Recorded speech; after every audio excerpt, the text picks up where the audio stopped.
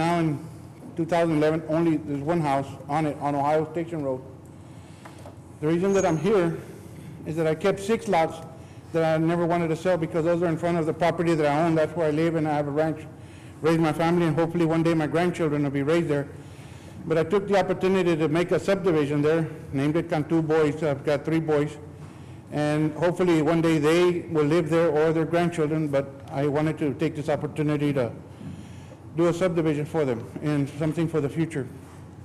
Years have gone by, and I've been paying the Compass Bank a certification for septic tanks. Back then, there was a lot of rules and regulations that were established to avoid people building colonias and things like that. And I understand there's a rule right now that the Texas Water Rule, a legal state that regulates all these subdivisions. And in there, there's a comment, and it's outlined in yellow, where it says that it's up to the county commissioner's court, because they've got Mr. Benavides, and it's got all of the things in there, that if it's approved, it's an approved subdivision, and it has the building engineer, Noel Benavides, the health inspector, it passed the percolation test where it will allow septic tanks to be done, well, that's fine. And I'm agree with all of the things that it says. Now, the question here is that since we bought this property, we made it into a subdivision, I've kept it under agriculture. I've been farming cotton, corn, grain, sugarcane. Sugarcane takes about 7 years.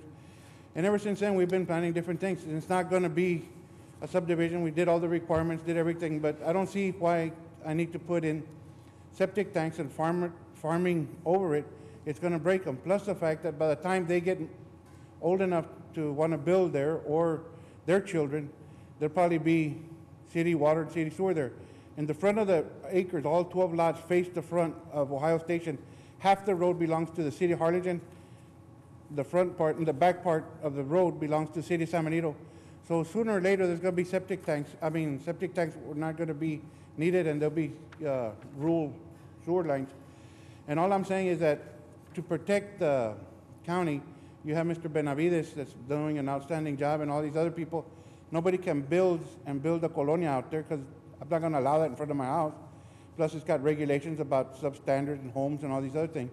But all I'm asking is that I hate to go before the Compass Bank and have to pay $4,000 something for a promissory thing, that if we're going to build something, and if somebody builds something around the county commissioners or around the county inspector, I mean, that's too many ifs. Nobody's going to build anything on it unless we put in septic tanks. But there's no reason to put in septic tanks when it's under agriculture. You've got maps and everything explains there of the subdivision, our intent. You know, if we were in intent to build and make money and do all of these things, it would have been sold by now. But like I said, these are something that I'm asking the courts to please consider. And this is the first step that I was told to go to talk to Mr. Alejandro. He said, come before you all on public comments, which I did. And y'all will talk to Mr. Alejandro. You have my phone number, and you all can get back with me if there's anything else that we can do to work. My daddy always said that hablando bien se entienden las cosas, and I like to believe that, especially working for the probation department, that we can always work together. Well, thank you. Is Noe here? Anybody here from? Ernesto and Alex are here. Ernesto and Alex are here. I will tell you, Ernie, can you come up just real quick? I guess what my concern is that, as I understand it, this property was subdivided? Yes, sir. Okay. So the intent is to build at some point? At some point. At some point. And I think, and I don't know if the rules that we adopted give us the latitude to say, well, if they're going to build within 5 years, you do this, 10 years, you do that. And I think the reason I should be here, because the authority that we would have would be to grant a variance. Since I've been on the court as a commissioner and as judge, I don't grant variances. I think it sets a bad precedent.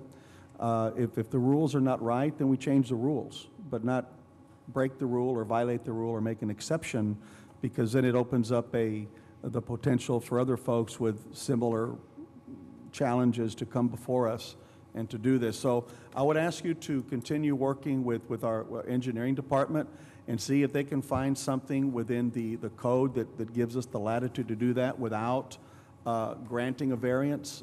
I would not support that, I'll tell you that now.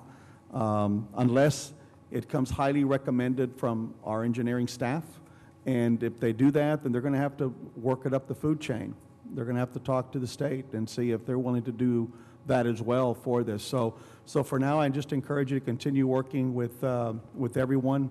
And if they can find something that finds a loophole, I guess to use any other phrase, that they bring that back to us that allows us to do that and keeps you from the need to applying for another letter of credit or something to put these septic tanks in. I agree with you 100%, sir. On page 38, on the stuff that I tell you at the very bottom, the loophole and the water people from the state, and also I've already talked to Alejandro, it says that it's right here, this is the state law, and it says, or furnish certificate of appropriate county or state officials having jurisdiction over the approval of septic systems, including the lots in the subdivision, can be adequately legally served septic system approved by the county. Chapter 366, Health and State Code.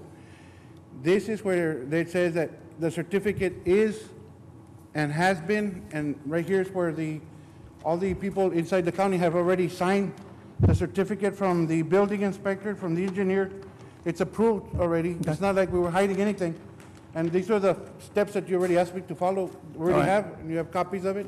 Well, then, it's going to be up to staff to bring that to the Commissioner's Court for legal and our review before the next step. Thank you. Okay? Appreciate it. Thank you, Gus. Appreciate it. Thank you. Thank you, Commissioner. Thank you, sir. Fernando Ruiz, one more time.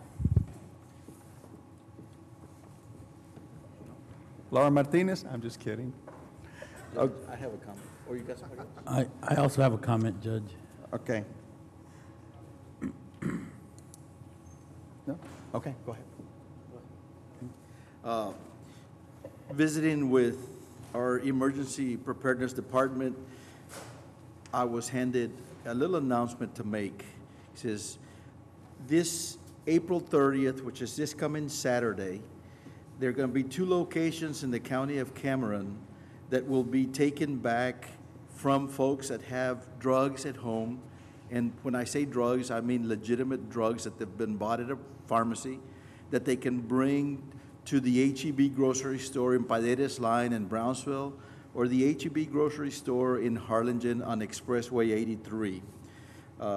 In the last few years, probably the last 10 years, they have found quite a bit of drugs in the water systems of the United States everywhere. And people are disposing of things they don't use by flushing them down the commode. They go into the septic systems, they go into sewage treatment plants, and many times get recycled back into our water in underground water aquifers.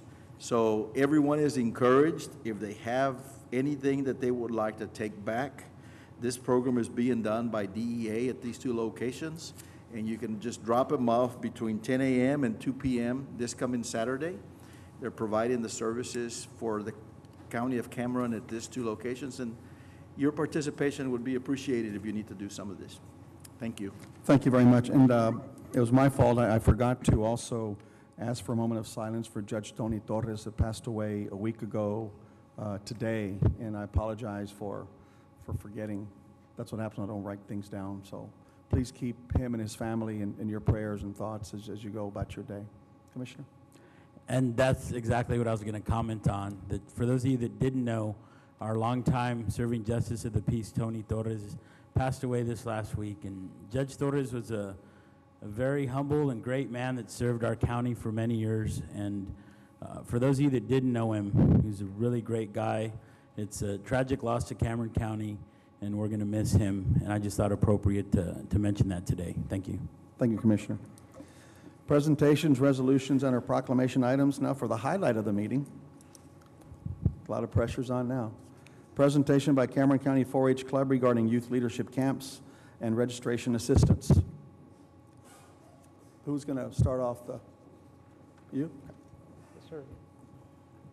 Honorable Judge Cascos and County Commissioners, my name is Marco Ponce. I'm a County Extension Agent for 4-H and Youth here in Cameron County. And with me here today, you may know him, Dr. Enrique Perez. He's a County Extension Agent for Agriculture and Natural Resources. And we'd like to thank you on behalf of the 4-H program and the AgriLife Extension Service for allowing us this opportunity to present some of the major activities of the Cameron County 4-H program. The 4-H program in Cameron County encompasses 18 4-H clubs throughout the county and over 400 youth involved in these 4-H clubs. We also have 140 adult volunteers who assist every day in managing these 4-H clubs. Here today to present a brief report on our 4-H program is one of our 4-H members who is a current District 12 4-H Council delegate at large, and she is a state council historian. She is also the past Cameron County 4-H Council president. So I'd like to introduce Laurel Cantu, representing Highland Hustlers 4-H Club in San Benito. Thank you, Honorable Judge Coscos and Commissioners. Joining me today is Reagan and Miranda Ashley, as well as my sisters, Heather, Carissa, and Holly Cantu, who are all active members in our 4-H community. At this time, I would like to start my presentation. What is 4-H? 4-H is a community of young people across America who are learning leadership, citizenship, and life skills. 4-H is a volunteer-based nonprofit organization under the umbrella of the Texas AgriLife Texas A&M system. In our county alone, there are over 400 4-Hers, 18 clubs, 10 county officers, 3 district officers, 1 state member, and 1 state officer, all from Cameron County. This is quite a feat for such a southern county in such a large state. Now that you know who we are, I want to share with you what we do. There are over 80 4-H projects in Texas that we compete in. This is just a small sample of what's available. We are able to compete at county, district, and state level competitions, and of course, livestock shows. There is something in 4-H available for everyone. Through our projects, we not only compete, but we are also taught to serve our community. Joining me today is my sister, and she's going to give you a brief about our community service. Hello, I'm Heather Ganthu, the Cameron County reporter. Cameron County is known for the annual Thanksgiving and Christmas holiday help. We sponsor selected underprivileged families by providing them with a cooked meal and Christmas gifts. We even give them a Christmas tree that they could decorate with ornaments that we made. A huge 4-H community service that the council led last year that received a state-recognized award was One Day 4-H. On October 10, Cameron County 4-H came together to recognize the effort of our policemen for all of Cameron County by giving each officer and civilian worker a bag of cookies. 4-H clubs are also invited to community funds, raising efforts like Tough Enough to Wear Pink. We helped raise $16,907 for breast cancer patients. This money was donated to Knapp Medical Cancer Center. It makes me happy to know that by baking an apple pie, I became an important part of this effort. So how do these youth gain these little leadership skills, Laurel? Well, the answer to that, Heather, is training. 4-H has several excellent leadership training events during the summer, like Spectrum Prime Time, District 12 Leadership Lab. During the day, there is vigorous training in leadership, table etiquette, parliamentarian procedure, scholarships, college applications, public speaking, interview skills, just to name a few. After our sessions, we break into different groups and we participate in looser, ice-breaking activities. There is also Texas 4-H Congress. During 4-H Congress, 4-Hers professionally assume the positions of elected officials and is one of the few youth groups allowed to debate legislation within the Texas Capitol building. Any laws passed are written down into our 4-H Law Legislator book and submitted to Governor Rick Perry's desk for potential Texas legislation. These trainings are critical for the development of lifelong community leaders. These endeavors although beneficial, can become costly due to traveling since we are so far south. The last state council member we had representing Cameron County was Sammy Morrow in 1983, who was still using his 4-H leadership training to benefit our community. It has been 28 years since we have had representation from Cameron County on state council.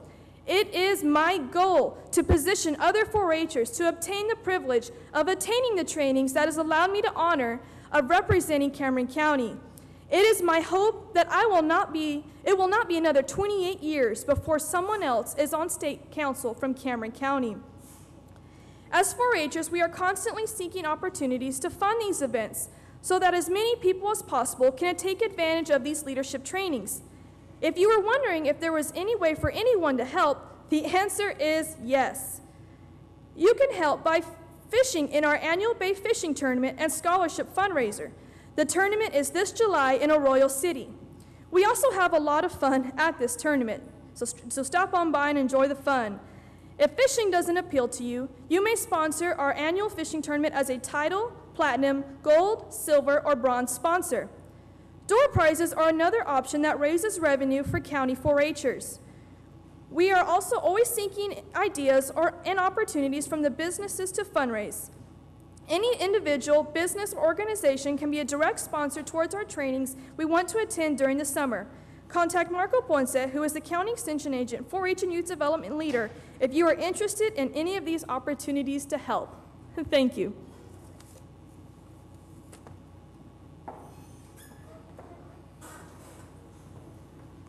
I felt like I was at a high school play listening to somebody. It's good. Anybody else? No? Marco? Just again, wanted to thank you all for the time to come up here and talk a little bit about our program, and we appreciate all the constant support that you all do give us. Well, let's talk a little bit about, I know you all don't want to mention it, but I'll mention it. The fact that there's brief a little bit on the camp that's going on, and you're looking to do fundraisers to raise money to send some, some of the young adults to the camp. Can you tell me a little bit about that? Just tell us about the camp. The camps, there's different camps to participate in. There's the one for high school age, which is Camp Spectre in Brownwood, Texas, and that will be held in July. And there's different classes that you can sign up for. Then there's the primetime camp for the younger kids, which is from 3rd to 8th grade. And then those kids go ahead and participate, and that's also in Brownwood, Texas, which is almost into the center of the state. And we have about 12 to 15 4-Hers who are interested in attending these camps. But due to limited time, it's been hard to get funds together. We have started fundraising, which has been really exciting. We want to go to these camps. We've been working hard. We've been having meetings and phone calls and emails, trying to see how we're going to get over there. And what type of fundraisers are you planning on having? Right now, car washes and fajita tacos. Okay. Can you somehow let us know and when you're going to have that specifically? Maybe we can put it on our county website to get the message out to at least all the county employees about when you're having these fundraisers, so we can help you all out? Yes, sir, that would be great. And if any member of the court wishes to make a direct contribution to that, how can they do that? You can contact Marco Ponce, and our Okay. number is on the PowerPoint. All right, I appreciate it. And everybody else in the audience that would like to help these kids out, as you can see, they're very articulate. This is what, people don't have to be in elected positions to lead. You lead from where you are, you lead from where you sit, and you lead from where you're at that moment in time. So anybody in the audience that would like to participate and help these young adults out, contact Marco over at the Extension Office in the San Benito Annex and get with them, and whatever y'all can do to help them out certainly would be appreciated. Thank you all very much, and thank you all for coming by. Thank you, Judge Cascos. Thanks. Thanks. Now, if y'all want to leave and not stay for the rest of the meeting, you're free to kind of run out now if you want, or you can stay if you want. Judge, if you Thank you. if you go by the San Benito building on certain days of the week, these folks take over every meeting room in the evenings. They have meetings going. I know last week, one day they had like every occupied training room or meeting room pretty well taken care of. And then where the kids are not there, there's a bunch of volunteers that are doing all of the assessment and all the grading of record books or the judging of record books or, just all kinds of stuff I mean, I applaud all of the volunteers, because it takes those folks to make sure that these kids are successful. Yeah, there was only one photo that was a little disturbing that was up there. There was a young man with I think he was trying to hitch a ride. They took a picture and he had a thumb up. I said, poor guy needs a ride, trying to hitch a ride, and it kind of looked like him right there. That's what it looked like. So, Speaking of leadership, Judge, he just came back from the state capitol. He was serving as a page for, go ahead. I was a page for Senator Dan Patrick. Me and my sister were. I know Dan, good guy. Did you like it? Oh, yes. But you didn't do this thumbs up thing, did you, with him all the time? No. Oh, I good. didn't. Smart guy. Yeah. I should have, though. Nah, he would have kicked you out. Sure. I did get my picture taken in front of the UT Tower doing that. I saw that. Yeah, we're going to white that out soon. I appreciate y'all coming by. That's a Commissioner? judge here wearing maroon and white today, okay? I just did it in your honor, okay? I mean, just, you know, Big you're, UT Longhorn fan. y'all will be voters eventually, way past my lifetime, but thank y'all very much for being here. Appreciate it.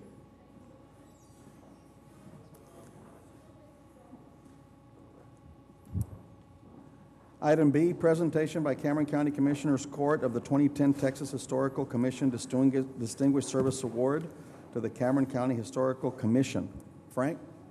I gave you that one. Is that what that is? That's what that is. Agenda item 2B. 2B. Se la di a él, ¿no? I gave him a plaque to present to them. He's supposed to present to them. Thank you, Frank. The chair. Well, congratulations.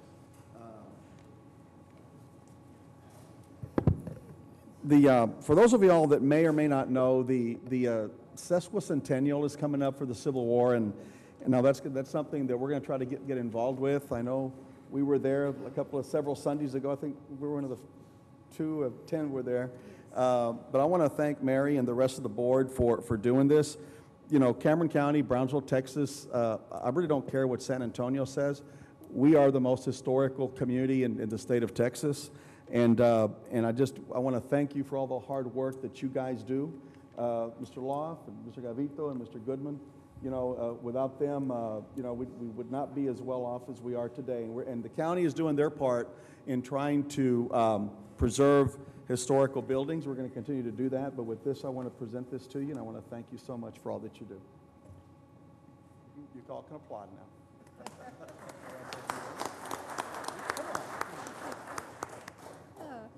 Honorable Judge Gascos and County Commissioners, I am thrilled to receive this award on behalf of the Cameron County Historical Commission. It's of utmost importance to preserve our heritage. May is Preservation Month, and there are some activities happening here in Brownsville. Brownsville has been very active, and there are some special activities coming up. I'd like to have Mr. Goodman talk about. Thank you, Mary. Just a reminder to the public and of course to the Commissioners Court, as you may or may not know, Brownsville is the 2011 recipient of the First Lady's Texas Treasures Award. It's only the 3rd year it's been given, and Brownsville has won it this year.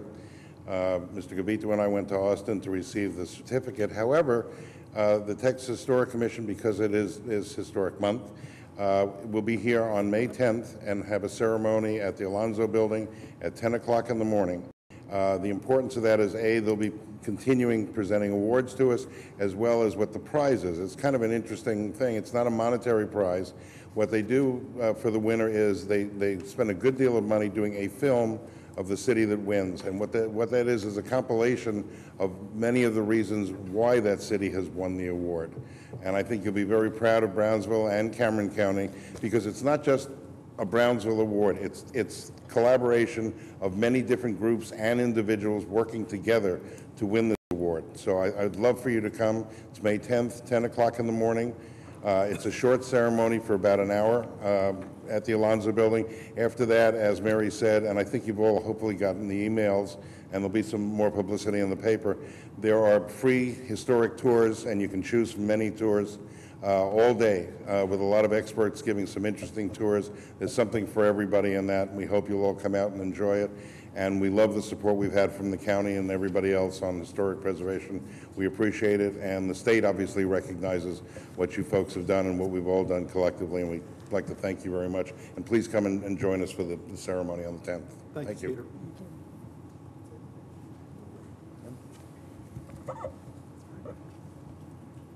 Thank you all very much. Item C, presentation and update on the current workers' compensation contract with TAC Risk Management Pool. Robert?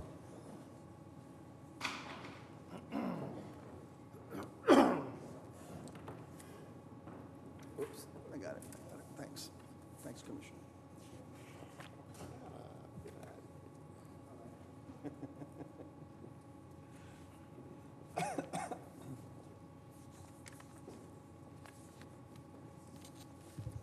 Thank you, sir.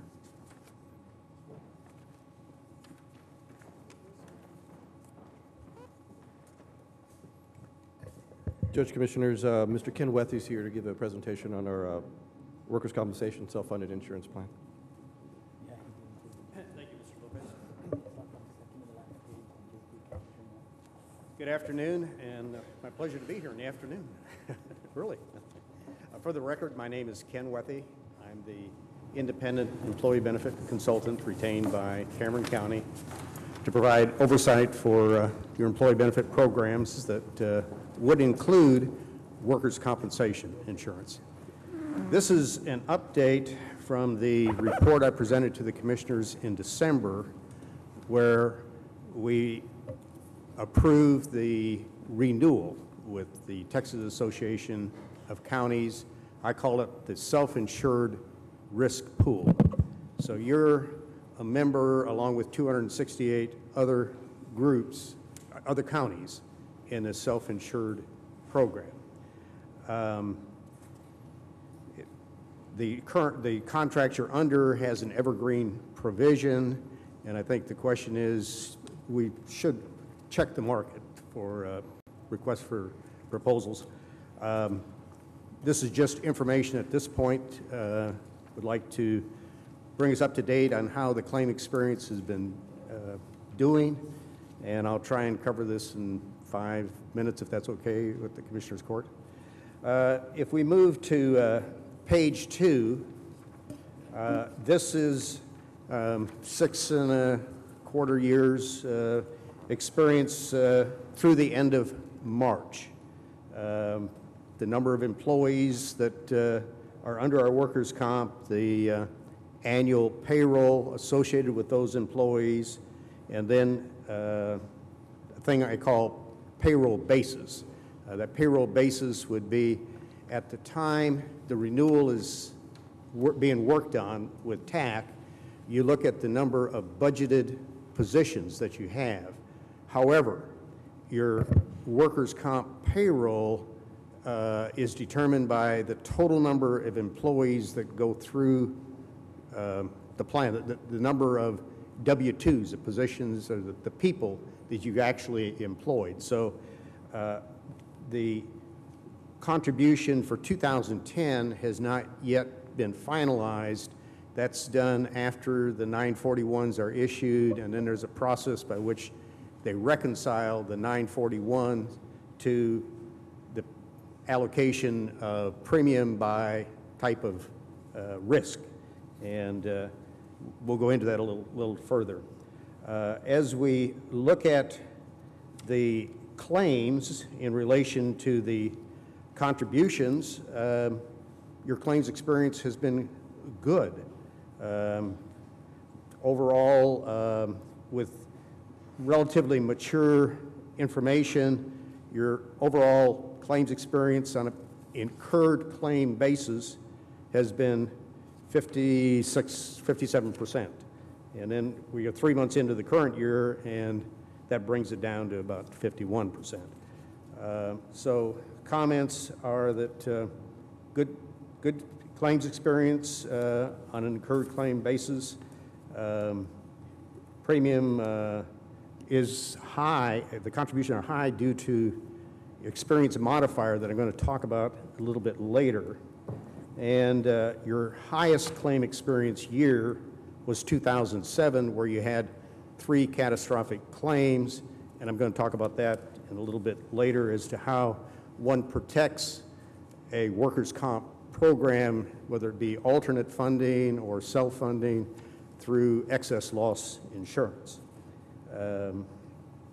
So if I could move to page 3 now, this is giving you an idea of the claims and how it's not static, it's dynamic. Because we've got lifetime medical benefits under workers' comp, it's different than our self-funded health plan, where we end the year and then we're going to have some runoff related to those claims that were incurred during the policy period. Whereas with workers' comp, any claims that are opened are subject to being reopened. So you've got to put a cushion in there for what's called IBNR, incurred but not reported claims. So there's a reserve that's been established by TAC, and that reserve amount for the valuation period that ended October 25th was $777,000. As we move into another 3 months, the reserve amount has been built up to about $815,000. However, I'd like to point out how claims develop and mature. If we take a look at the year 2005, for example, the total incurred amount was $604,000, but when we looked at it in October, the end of October, but when we look at it again in April, that's moved up about 2 percentage points to $615,000. Ken, let me ask you just really quick. On your period of 1/1/05 through April 19, 2011, if you go to the 2011, yes, that 202,505, that is, are these calendar year numbers or are they fiscal year numbers? These, you're on a calendar year basis. For workman's comp For workers' purposes, comp. This is a very important point. So then April 19th is really for 3 months and 19 days? Exactly. Okay. Exactly. I gotcha. We Now- haven't worked our way through the year yet. Okay. Now, if you go back to the, let's just take, if we can, take the 2007 year. Yes, that was a bad year. Okay. The 1,100, well, the 1,107,30 in '07 as of October 25th to now, April 19th, anytime there's a number change, I mean, those claims are still active and they're still generating? Okay. Yes, that's a Cost. very, very important point to remember about workers' compensation because of lifetime medical benefits. And another important point, when So if you look, excuse me, so real quick, if you look at the '07 on the valuation of 102510, yes, that 1,000,001 is, okay, I read it wrong. That was 214 total claims for that amount of money. Yes. And even today, we still have 3 claims open on that particular amount. that's Is that right? excellent observation. All right. Excellent, All right. excellent. In fact, we have claims open for every year going back to 2000. Is there any way to project out how long these claims are going to continue to go forward? I mean, that would be an actuary coming in Okay. and you didn't do that? No, because here's the important point, is that this is a fully funded program with workers' comp. So if we should decide to do an alternate funding arrangement, and it might be self-funded or it might be some kind of a dividend retro arrangement, these claims all belong to TAC. And this is kind of a once-in-a-lifetime opportunity for Cameron County to, take a new direction, perhaps, on how you want to run your workers' comp program funding-wise. And so we've got some options on the table, but we're sitting, I think, in a good position, but we do have an area that needs to be worked on, and I'm going to talk about that in a little bit. Okay, so that's historically how our claims have been running. I would also like to point out frequency of claims. Our lowest frequency was in 2005, and our highest frequency was in 2008 with 283. Your frequency is high, and we can talk about that a little bit later. Page 4 is looking at large claims, and I just picked a number. Claims above $25,000 incurred, segregated by thresholds of 100,000, 50,000, and 25,000. And when we're above 100, that's getting up into a large area, but it's not, in my mind, a truly catastrophic claim. I've seen examples of million-dollar claims, or you can have a common accident claim involving several $1 million, and that's the importance of excess loss coverage, but you want to buy it at a reasonable level. And to me, looking at what you've had here, I think about a 350,000 threshold for pooling large claims, because you don't want to give the insurance company too much money, but yet you want to be protected for the catastrophic. And so we pick a stop loss deductible differently than we do on our health plan. And if you remember, we moved up our deductible on our self-funded health plan from 100 to 200, and it seemed like that worked out to be a good decision. And we saved fixed cost, and we were fortunate in that our claims experience went down because of favorable discounts that we received. So that would be comments. Now, I would like to point out 2007 was a bad year. That was a year where you, if we go into the 100,000 range, we had a gunshot, and then we also had an elevator accident involving 2 employees. So that would be an example of a common event requiring catastrophic insurance to protect you. And so that year, 2007, the 3 large claims amounted to 38% of the total $1,520,000 that was paid that year. I'd also like to point out high risk. Is that how you have that one on page 4? Yes, sir. Under 2007, the third item, where it's 327,000 incurred, and you have clerical? Yes. Is that the elevator? That's the elevator. And then if you move down to the claims 50 to 100, the claim on 8/10/07 clerical, that was the 2 individuals involved in the elevator accident. Well, then what was the one of 8/13/07? That was, we had 2 individuals, and they were both clerical positions. One was for the elevator, and the second one at 8/10 was for the elevator as well, for 83,189. 83,000? Yes. So there was 2 people. So is it 327 for 2 people or for one? The 327,513.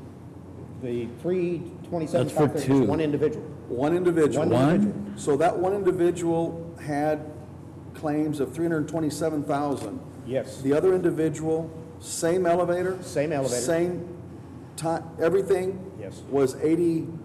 83,189. Now, I might point out that both of those claims are open.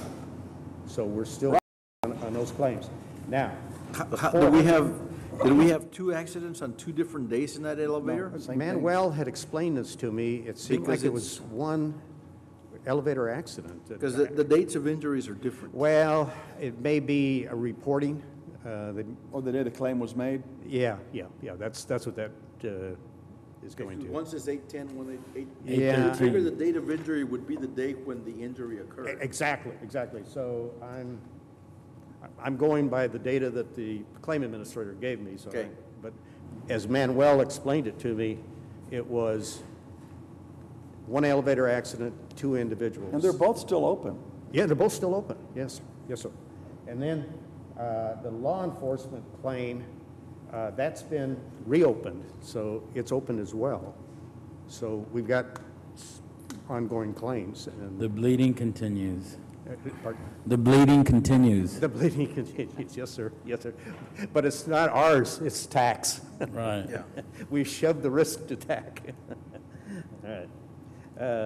If I could go to page, so that's kind of talking about our claim side. Now I'd like to talk about the contribution side, premium side.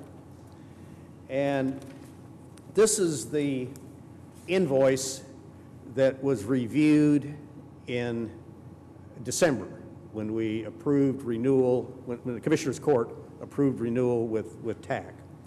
And what I want to point out is you start out with a baseline of manual contribution. And if we go to page 6, right behind that, this is taking the total payroll that was for budgeted positions, 2,088 budgeted positions, and it's looking at the number of individuals, the salary related to various risk elements. For example, law enforcement has a rate per $100 of 4.58. Road and bridge paving has a risk element of 9.42 per $100 of payroll. So those are your hazardous occupations. I don't know why carpentry, but you only got 6 of those. I guess it has to do with cutting. So that's the baseline, manual premium, whether you're with TAC or you're with insurance company A, insurance company B, they're going to have a manual premium. If we do excess loss insurance, it's still going to work off manual premium. Companies may compete a little bit on how they assign that manual premium, but that's the baseline. Then the next thing that's important on this is what's referred to as your experience modifier. That's where they take that base number, the $1,152,000, and then the insurance company, whether it's TAC or whoever it might be, looks at your experience, your frequency of claims, and your severity of claims. And then they put a load on that. A 1.0 says you're neutral. If you're below 1.0, you're on the good side. If you're on the other side of 1.0, and for this renewal, you're at 1.92. That's $1 million, $1,065,47 was loaded onto your premium. Now, because you're part of this self-insurance risk pool, TAC gives you some credits based on what they call member discount, and I boil that down to be length of time you've been with them and how the TAC pool overall is doing, and that discounts $663,000. Then they give you credit for other lines of coverage. They're showing property, but I think it's really just liability. You only got one other line of coverage with them. I think that's liability. And they give you a credit of $62,769. Then they give you one other credit, and that's an important item for what we're going to talk about for timing for your RFP process. And that is the renewal credit. And I like to think of that as this has been how the experience for that risk pool has been doing. And if it's been doing good, then they give you back a dividend. And insurance companies like Texas Mutual might give you a dividend. TAC gives you a dividend in this thing called renewal credit. But they want it back if you terminate early. They want you to be with them a year. That's the bylaws for their risk pool. So when we put together all the credits, that's $1,206,000, and then we subtract the experience modifier, they have given you a net credit of $140,000, about 12.2% from what they determined to be their manual premium. If I could now move to page 7, this is tracking how the contributions have been developed by TAC since 2005, and a couple of metrics, baseline things to look at would be, okay, here's my payroll. It's been growing, and so the county's been growing, and so you had a net contribution when we take all these adds and minuses. Your net contribution as a percent of the payroll in 2005 was 2.8%.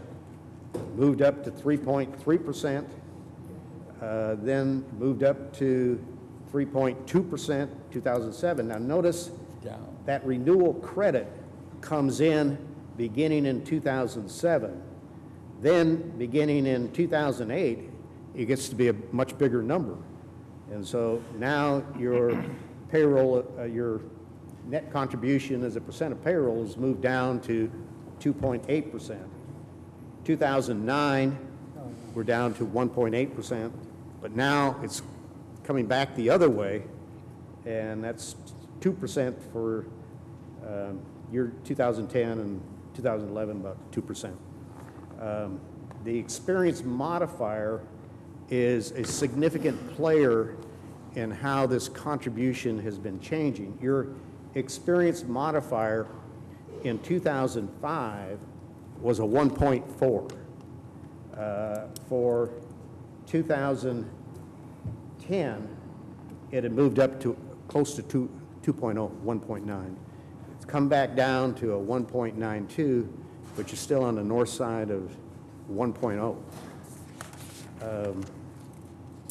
If I could move to, I'm going to skip page 8 right now and then come back to it. While we're talking about experience modifier, I'd like to go to page 9. And I asked Mr. Jean, who's the program director of TAC, to give me a little background of TAC's experience with experience modifiers for my presentation today.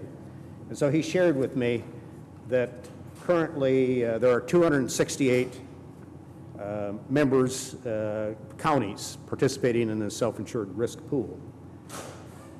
7 of those counties have an experience modifier greater than 1.5. 97% of those have experience modifier less than 1.5. 48%, 129, have an experience modifier of 1.0 or less. The point here is that I think TAC has been good for you. And you've had the benefit of these other counties, smaller counties. You're probably one of the largest counties in the TAC risk pool, but I don't know that it's been bad for you up to this point. As we go forward in planning, what do we want to do? I think you have to, this would be at the Commissioner's Court level, make some kind of determination of how much do I want to get behind my risk management program. And yeah, you can hire contractors to come in and do it, but I don't think it's the same as really promoting safety internally. And I know you've been working on that, but I'm just, maybe it needs some more beefing up. On the membership, though, there's got to be other entities other than just counties in there, right? No. Well, if I'm looking, huh? Yes. Yeah, there is, right? Yeah. Yes. It's not just counties that are members. It's It's not just counties that are members. Well, I thought it was. No, I might be wrong on that. You are. Am I? Okay, I stand corrected. I stand corrected. Because there's only 264 counties in the state, and you have 268 members, so. So there's- Thank you, the wisdom of the there's Commissioner's 200 Court. There's 254 counties. 254. And so if it includes other stuff in there, It and not every does. county's participating. Yeah. Yes, that, Right? apparently so, apparently so. There's some And I'm not that knowledgeable about Drainage counties. districts. You're the experts. No, we're Drainage not. districts I involved in default to you. participating. But it's a significant number, let's put it that way. And I do believe they would share, and they all have to be a government entity. They are. Yeah, okay. Okay. And I doubt that they have any cities in there, because you've got the Texas Municipal League with their self-insured workers' comp program? I think there's mostly drainage districts. Oh, is that right? That's what I understand. Okay, good. That would be my report to the Commissioners Court. Anybody have any questions? I do. Go ahead. First of all, you talked about, loss control and insurance and that type of stuff. Sure. Has TAC or anybody offered us some type of loss prevention program to put in place for the county? And how often, and Mr. how Lopez, often? could you speak to that? Yes, we do have. Yeah, we have those already. Commissioner, actually, I've been in communication with TAC, and they have a lot of different programs that actually come down and visit us. We've had several very successful meetings in implementing, and they're taking their directive on what their recommendations are to implement to try to drive our EMOD, the E-modifier down, but try to reach 1.1. One thing that I've been working on, and hopefully to present to the court within the next 30 days, is a very, very aggressive return-to-work program. We do have a return-to-work program in place, but I think, as Mr. Wethy mentioned earlier, we need to get a little bit more aggressive. Other things were to implement additional safety programs, or actually even implementing a safety department as a whole, like other counties have. Again, that would be discussing, budgets and changing, going to different routes. But that's something I'll sit down and talk to Mr. Pulver about as well. But these are certain implementations that TAC has recommended that could help with this Robert, project. there seems to be, obviously, in every organization, you're going to have fraud. Do you have people, or does TAC have people on the ground that actually come down and investigate claims? Yes. Or is it all done over the phone? No, they actually do come. They do come on site. They do contract out, and they have their own investigators. Actually, there is a company out of McAllen. Yeah. Yeah, so yes, they do, as well as we also conduct our own internal investigations. The reason I'm asking this, I know that BISD is going to spend about $1 to $1.2 million this year. Yes, sir. In premiums. Hidalgo County has spent 1.5, and they're twice our size. And that stop loss issue is something we obviously haven't identified yet. It could go like maybe $100,000, and after that, that'd be the most out-of-pocket expense we'd have for the county. Why haven't we done this already? And we've been, working towards it, but there's a lot of room for improvement here, Commissioner. Absolutely. That's why I'm saying maybe we, being self-funded, but we're still at the mercy of 264 or 263 other That's entities that cause our numbers to go up and down. It's not just us. Correct. It seems like we need to take a closer look at this and make sure we're getting the biggest bang for our buck. And maybe we can be self-funded and actually save $300,000-$400,000 in premiums. Right, yes, sir. I know on the TML side that BISD made a issue of how much they were paying to TML, and TML reduced their rate by the same amount they made the issue about to keep the account. So there is some room for Yes. movement there. Yeah, and those are things that we're looking at too, and working with Mr. Wethy. We're looking at different options to, go out for, RFPs and trying to drive that cost down, get a little bit more My point I competitive. wanted to make is that we've got an issue here, and whether you're self-funded or you're alternate funded or something, you've got to get behind this program. And part of the RFP process would be evaluation of safety programs that the companies would offer. And I happen to think that not necessarily self-insured, but maybe some kind of a insured program with risk sharing, dividends coming back, where you've got the insurance company on the risk, as opposed to you, the self-funded provider, being on the risk. I believe we should look at. But isn't that why, if you're self-funded, you have third-party administrators and you have stop-loss insurance? Isn't that the purpose of it? Well, it is, but keep in mind that the claim administrator is not at risk. When you've got a fully insured, that company is at risk for the full amount. I agree, but we do pay a premium for that, quite a premium. Yes, and, Okay. but I That's believe my we point, should. that we should look at all of it. We should look at both options. We should look at both options. Well, one thing I'll comment is I did speak with Ms. Wiggins, I think, from TAC, and we visited about this issue, and she told me about Nueces County and what they had done to try to cut down their losses, and it paid off. But I think part of the issue is, as a commissioner's court, we need to stress that with our department heads and become a little more proactive, because I think we can do the same thing if we follow in line. I mean, she's already done it and proved it with Nueces County, and I think we can do the same thing. Well, there's this for TAC. They've got the experience and knowledge of working with counties. They're specialists. And she said she's willing to come down and work with us, so it's just a matter of bringing her in. And Actually, I talked to her on yesterday, matter of fact, regarding, this as well. okay. And one option, let's just say an option, would be that we have TAC under a self-insured program like what we got with health, where they're there as specialists, but they're the claim administrator like what you're referring to, and we've had the excess loss component. Or another way would be like a Texas Mutual, which pays dividends.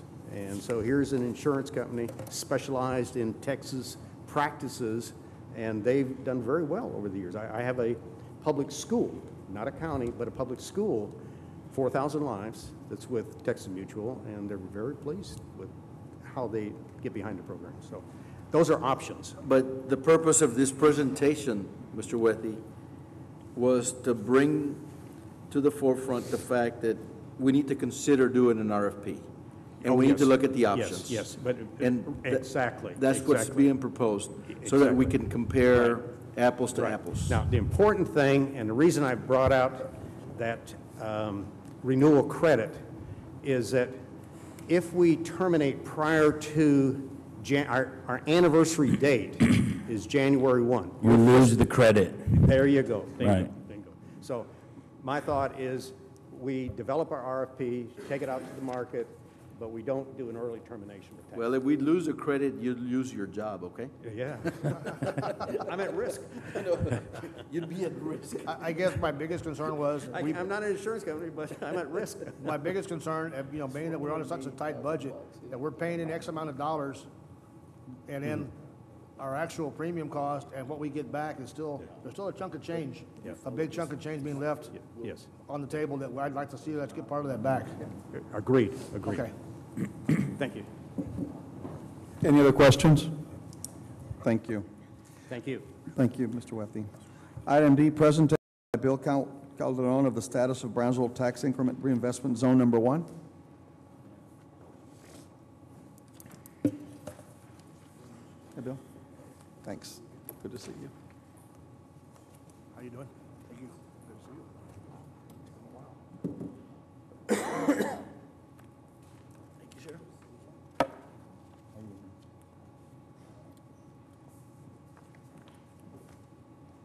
They want cake and they want to eat it too. Right. Is it different than this one? Judge Cascos, members of the Commissioners Court, my name is Bill Calderon. I thank you very much for your time this afternoon and for giving us an opportunity to come before you and make this presentation. I know you have a long agenda, and so I'm going to try to punch through this pretty quickly. I understand also that a PDF version of this was circulated to the court members prior to the original April 14th date when I was supposed to be here, so I don't think any of it should be terribly new to you, but I did want to walk you through it. So there's no changes from what was applied to us? No, sir. No, sir. It's identical to what you were given, only perhaps a little clearer. PDFs are not always very easy to read. The state statute that governs use of increment financing does require that there be annual reports provided to the state by the taxing jurisdictions, cities, and counties that use this tool for economic development. Typically, those reports are generated to the state in approximately 120 days after the end of the fiscal year.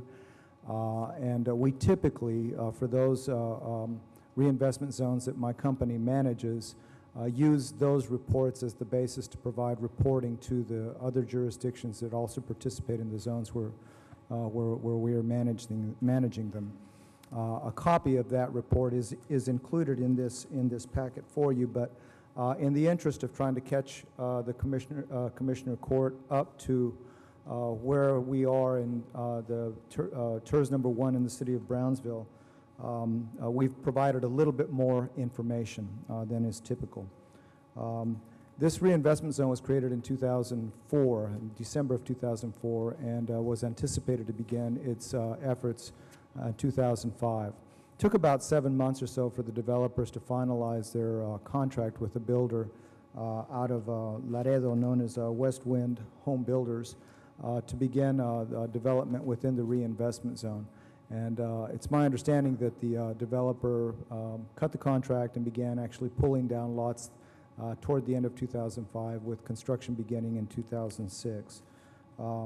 You'll note in the under tab 1, there is a chart in the memorandum to the court that gives you development by year. It started off slow, which is typical, and then bumped up from 4 to 31 homes in 2007, 28 in 2008, and then as it did everywhere pretty much in the state, there was a downturn in development as a result of the overall state economy taking a bit of a nosedive. And the numbers do reflect that, in fact, development did slow pretty significantly to 16 in 2009 and to simply 9 homes in 2010. You have approximate values for and price points for the homes that were sold during those years. And it's those properties primarily that contributed to the increase in value inside the reinvestment zone from the time it was created. Including the 2 that were pending when I spoke with the developer prior to the finalization of this report, you have 90 homes basically that have been constructed in this development. There are a couple of other things that I think merit mention, in that in addition to the slowdown, which does appear to be turning around at this point in Santander, one significant thing that affects the TERS mechanism is an agreement that was struck with the city commission on the construction of Morrison Road. There was contemplated that this reinvestment zone would fund improvements to Morrison Road to basically extend it from where it terminated just east of the railroad tracks at the time the zone was created, to connect it to an unpaved portion of Morrison Road that headed eastward from Alton Glore and terminated about 3 blocks at the time that the zone was created. As a result of this agreement and the cobbling together of funds to accommodate the extension of that road and basically punch it through, the likelihood of the TERS being tapped to fund any reimbursements associated with that construction is not great at this point, which means at the end of the day that the overall list of project costs that were originally contemplated to be funded by the TERS will actually be less. Good news for the taxing jurisdictions is that that means that the reinvestment zone should finish its work sooner, and all of the tax value will show up on the tax rolls more quickly. Just so I know, this is off of 802 as you go down, is it Laredo Road? It actually is just north of Laredo Road, where Laredo Road terminated back in 2005. Right, and you keep going, and does it abut Alton Glore? No, sir. Alton Glore comes around to the west of the parcel of land, and there are actually 2 different development tracks that are owned by different people, one of which is already fully built out, but was just underway when the reinvestment zone was first created. But one of the corridors that was contemplated also would be funded by this reinvestment zone was the extension of Laredo Road north to where it would ultimately connect with Alton Glore. And a portion of that road has in fact been built, approximately 12 or so hundred feet of road. There is included in the package a detailed breakdown of the investments that have been incurred by the developer, a little over $2.5 million in public improvements that have been built out by the development team as they've built out the houses in the reinvestment zone. And you'll see that in Exhibit 1. There's also a copy of the state report that I mentioned earlier. In addition to that, I've included a copy of the analysis that we prepared for tax incremental revenues attributable to the development in this zone the detail of which is also included in your package. Under Exhibit 1, you'll see the detailed development costs, which we have shared with the TERS board. They've been approved by the board and given to the city, as well as a not a very clear map, Exhibit 1-4, that does show where Laredo Road has in fact been extended from its original point of terminus to a point north of that, about 1,200 feet. The bulk of the costs in the report for infrastructure are associated with Laredo Road, but there are also some hike and bike trailing systems as well as fencing that has been done by the development team. Behind Exhibit 2, you'll see a copy of the state report which we prepared for the city to submit to the state comptroller's office with a copy to the Attorney General. It's this report typically that you would see coming to you as the reporting document on an annual basis. And it does quantify, as required by the statute, the source of incremental revenues, as well as the amount and purpose of the reinvestment zone, whether there's any outstanding indebtedness in the form of bonds. That is not the case here.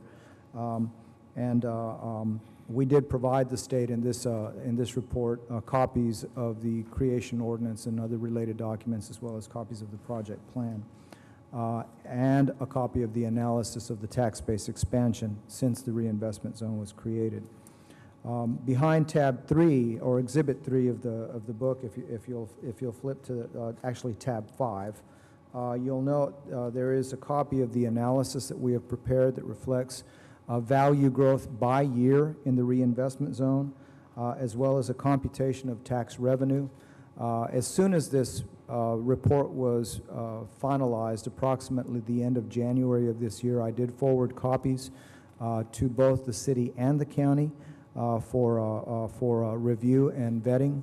It's my understanding in my conversations with Mr. Bejarano, as well as your county assistant county attorney, that the analysis as presented in terms of what the county increment would be is fairly close to what the county officials have also determined.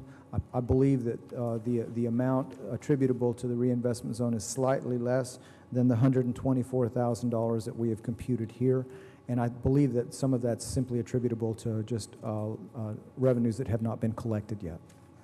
What is the county's calculated percentage under the creation ordinance? In the project plan, the original. In the original creation ordinance, the ordinance that creates the zone doesn't really speak to the county's participation. The project plan that was vetted at the time that the reinvestment zone was created did contemplate the county's participation at 100% of its tax rate, and the interlocal agreement that was subsequently approved by Commissioner's Court for participation in this zone did reflect 100% participation of the county tax rate, but only for 15 years. And this is a 30-year reinvestment zone, and in the discussions prior to the approval, basically what was discussed by the court was that there was a comfort level going for 15 years and then basically take a look at how things were going and determine whether it goes any longer than that, and if so, then that would be the requirement. It would be required that the court authorize that extension. But at this point in time, it's a 15-year participation. And what was the projected amount that you were looking to get from the county total?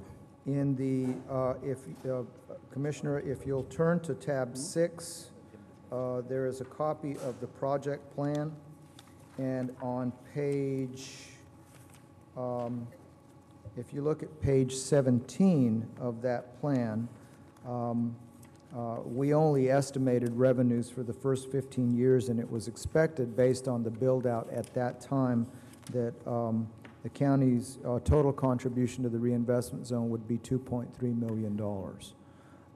That assumes a build-out that has been more aggressive than what has actually played out.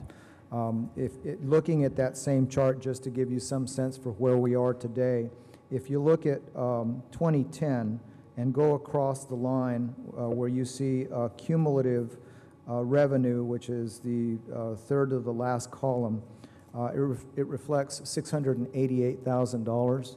That was based on what we thought was going to occur Before the recession? before the recession. In reality, what's happened is that we've generated just under $240,000. So the zone is performing at about a 45% of what was originally contemplated, in great part because of the downturn. I just wanted to make sure and point that out to the commissioners.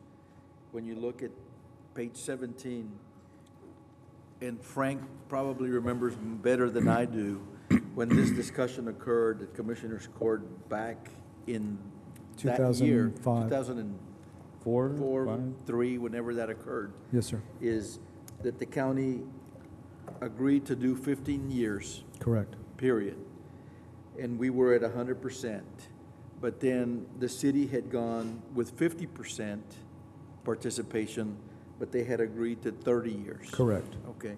So the intent was to not obligate Commissioners Court for longer than 30 years. Than 15. And, I mean, longer than 15, thank you. And that was, you know, one of the discussions that occurred was because of the fact that sometimes, you know, these reinvestment zones kind of take a while to kick off, and then they just sit back there and hold it and hold it and hold it and hold it, and for whatever reasons, whether it be recession or other. So we didn't want to commit the county to just, you know, waiting. Go ahead, Bill. Okay. In any event, the analysis that we have prepared behind tab 5, which is Exhibit 3 of the report, does reflect that based on what has happened out there, that there is 124,000 and change that we computed would be owed to the tax increment fund from the county attributable to the development that has occurred in the reinvestment zone. Less a few dollars based on, I think, the county's reconciliation of the same database. Isn't there a provision also in that agreement that you would, on an annual basis, you know, bring to us the amount owed? There is, Commissioner. You're absolutely right. So why are we here 5 years later getting a bill for 6 years' worth of owed taxes? Commissioner, the Who best... is responsible for that? The municipality is responsible for that. And as the creating entity, it is the taxing jurisdiction's responsibility to work through the machinations and set up the database, work with the appraisal district and with the taxing jurisdictions to make that happen. I think what happened without, and I say this in all earnestness and without any intent to speak negatively, I believe that there was a lack of familiarity about how to unfold the administration of the reinvestment zone. And when we ascertained that the database was not what it should have been, it took us approximately 6 or so months in working closely with the appraisal district to make sure all of their accounts were properly coded so that they, in fact, could generate the data that we needed in order to be able to produce such a report. And it has taken a while. I think that, coupled with the fact that there was very little development occurring at the point in time when money was finally starting to come in, was probably the two biggest reasons why the municipality was not adhering to that provision of their agreement. And again, by virtue of this presentation, our hope was that we could kind of catch up on the city's behalf, and then moving forward make the reporting as it's prepared for the state something that would be presented to the county on an annual basis so that the spirit of the agreement is in fact being adhered to. So this is the first time you report to this court? Yes, sir, it is the first time. Since then. And what about to the state? Have you been reporting to the state as required by Chapter 311, the Texas Tax Code? The report in the book was filed with the state about 6 weeks ago. But for the last several years, you haven't filed it with them either? The city has not filed it with it, that's correct. Sir, did you start with this TERS zone from the inception of it? Yes, Commissioner, my firm was hired by some partners that were behind the Santander development to consult with them and help them work with the city to create the reinvestment zone. And because there was no familiarity on the city's side in terms of how these worked, we basically walked both the developer and the city through the creation process. Our contract for the reinvestment zone consultancy basically terminated at the end of the approval of the interlocal by Commissioner's Court. So basically, you get them started, but you don't help them keep annual reporting requirements? No, quite the contrary. In most cases, we are, in fact, hired by the Reinvestment Zone Board to continue guiding them through the process of building out the reinvestment zone and adhering to the project plan. In this instance, there was, I believe, an earnest intent on the city's part to assume management of the reinvestment zone. And because it took a while for things to start happening in the zone, it just stayed dormant for a while on the city's desk. And when we realized that there needed to be a stepping up of the database and acquiring of the data in order to be able to do the state reporting, we contacted the city, offered to help, and then ultimately stepped in and prepared the data for them. So basically, if they don't give us a bill within that year, we don't have to pay it? No, sir, I don't believe that that is correct. Your interlocal agreement does provide that you're participating in the reinvestment zone, and technically the taxes that are generated, and this is state law I'm citing, the taxes that are generated once an interlocal agreement is approved basically are incremental tax revenues and can only be utilized for project costs within the reinvestment zone. So even though you haven't received a bill, I would submit that those revenues can't be expended any other way other than to fund project costs. So then it's this court's duty not to spend those funds in any other way and set them aside for the cities, so whenever they decide to come ask for them, we have the money available to pay, is what you're saying? Even though we don't know what those amounts are. Right. Actually, the amounts are as set forth in the report. Well, today. Yes, sir.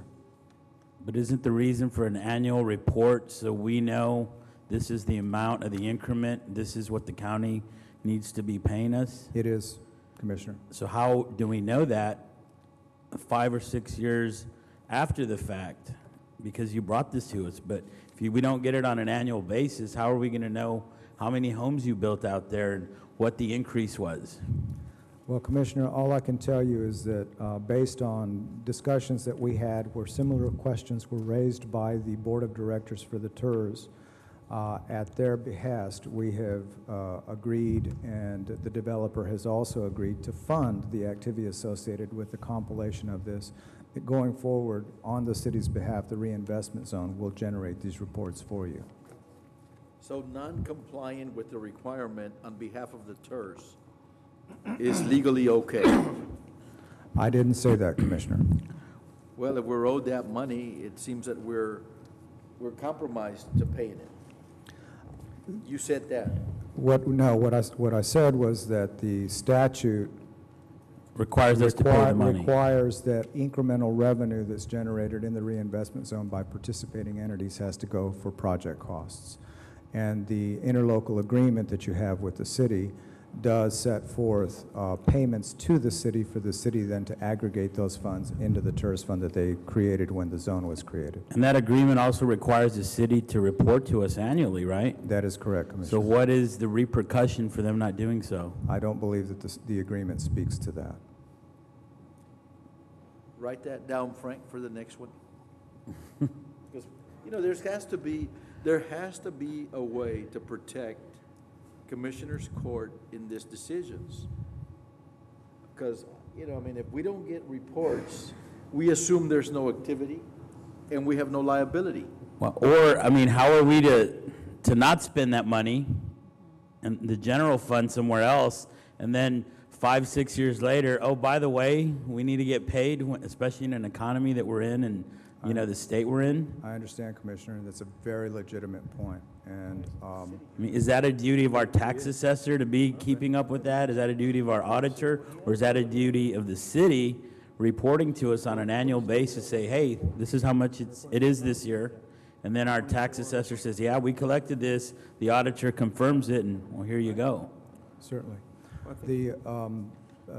The statute itself is silent on these matters, and the interlocal agreement that was approved between the two jurisdictions also doesn't speak to consequences associated with non-performance. Is that the norm for interlocals? Well, those that I have had any responsibility for either drafting and or implementing, language is pretty standard in that regard, and I would say yes, it is. While it bears no impact locally, I think it does at least shed some light. The state statute itself, while requiring reporting on an annual basis from the jurisdictions that create the TERSs, also has no penalties if you don't. Well, but an interlocal could include those penalties. Yes, yes. Now the one thing that the statute does provide is that jurisdictions that are in fact in an agreement to participate are supposed to pay their incremental revenues by the 1st of May, roughly. It's 90 days after the delinquency date. And in fact, there are penalties in the statute that yeah, but you got to know what you owe before you can pay. Commissioner, I think you're the wrong person there. I think that the city of Brownsville should be the one explaining to us this situation. I mean, you're just a hired gun to do this for them. To take the bullet. You know? Well, I mean, it seems, you know, I mean. And you're taking it well, all right? I bring in the city. I did bring my motorcycle helmet with me just in case. Well, well, thank you, Bill, for doing this, I but. have one more question. Yeah, we got Please. Ben Medina here who's hiding back there with the I city. have one more don't know. question. Yes, sir. The interlocal is subject to amendments, right? As is any agreement, Commissioner. Okay. We got a couple of issues here. One of them is, do we have a duty to pay? I think we do. Even though we did not know, it goes back to 2005, 2004, 05.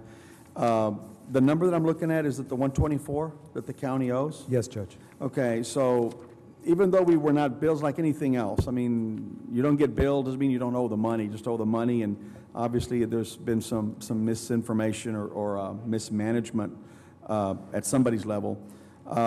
The question would be to either to Marta or to Tony Y, who's here. And I think I know the answer to this, but let me ask you anyway. Have you set aside any monies in anticipation from you, Tony? I know that you set aside an amount normally when you've got value changes, okay? But you have not set aside any money for this. And Marta, also, you have not either set aside any money, for this. And what I believe that we're going to need to do is, as we start working on our next year's budget, factor this in, plus, if we don't get a bill, plus an anticipated estimate of what the 2011 assessment is going to be, and then book that as part of our budgeted number. We do it now, then it's the only place to go is fund balance, and I just don't like going there. So we're going to have to do this at this point. And if you've waited, I'm not saying you, if they've waited 5 years to get collected, they can certainly wait another 7 months before they get this. But we just have to do something, or whatever we need to do, to make sure this does not happen again and we do get billed. It's a lot of money, and had we done it prospectively as our budget, it wouldn't be that much money. But now it is, when we're looking at 5 or 6 years worth of tax money. Now, we collect, let me ask you, did we collect this money? Or was it frozen and we did not collect the money? No, what happened is we did receive this information from the city, and we received it Recently? just this year Okay. in 2011. Okay. And when we received that information, then Mr. Bejarano started working with the city to get them to identify what the properties were and to work with the appraisal district. And the tax office has since gone back and verified when the payments were received, what was collected, what was not, to arrive at a true figure that we do owe. Yeah, but when you create a TERS, you know, you do it by identifying every property in there with the value of the property at that time. That was not done. The properties, is my understanding, were not identified at that time. And I don't believe the appraisal district was notified in order to be able to track it and to freeze that amount and to set it aside. So consequently, none of these funds, as they were collected, none of them were being set aside as a reserve or as a payable due to the TERS. Let me ask you a question. I'm sorry for interrupting. My apologies. Besides this TERS, how many others do we have?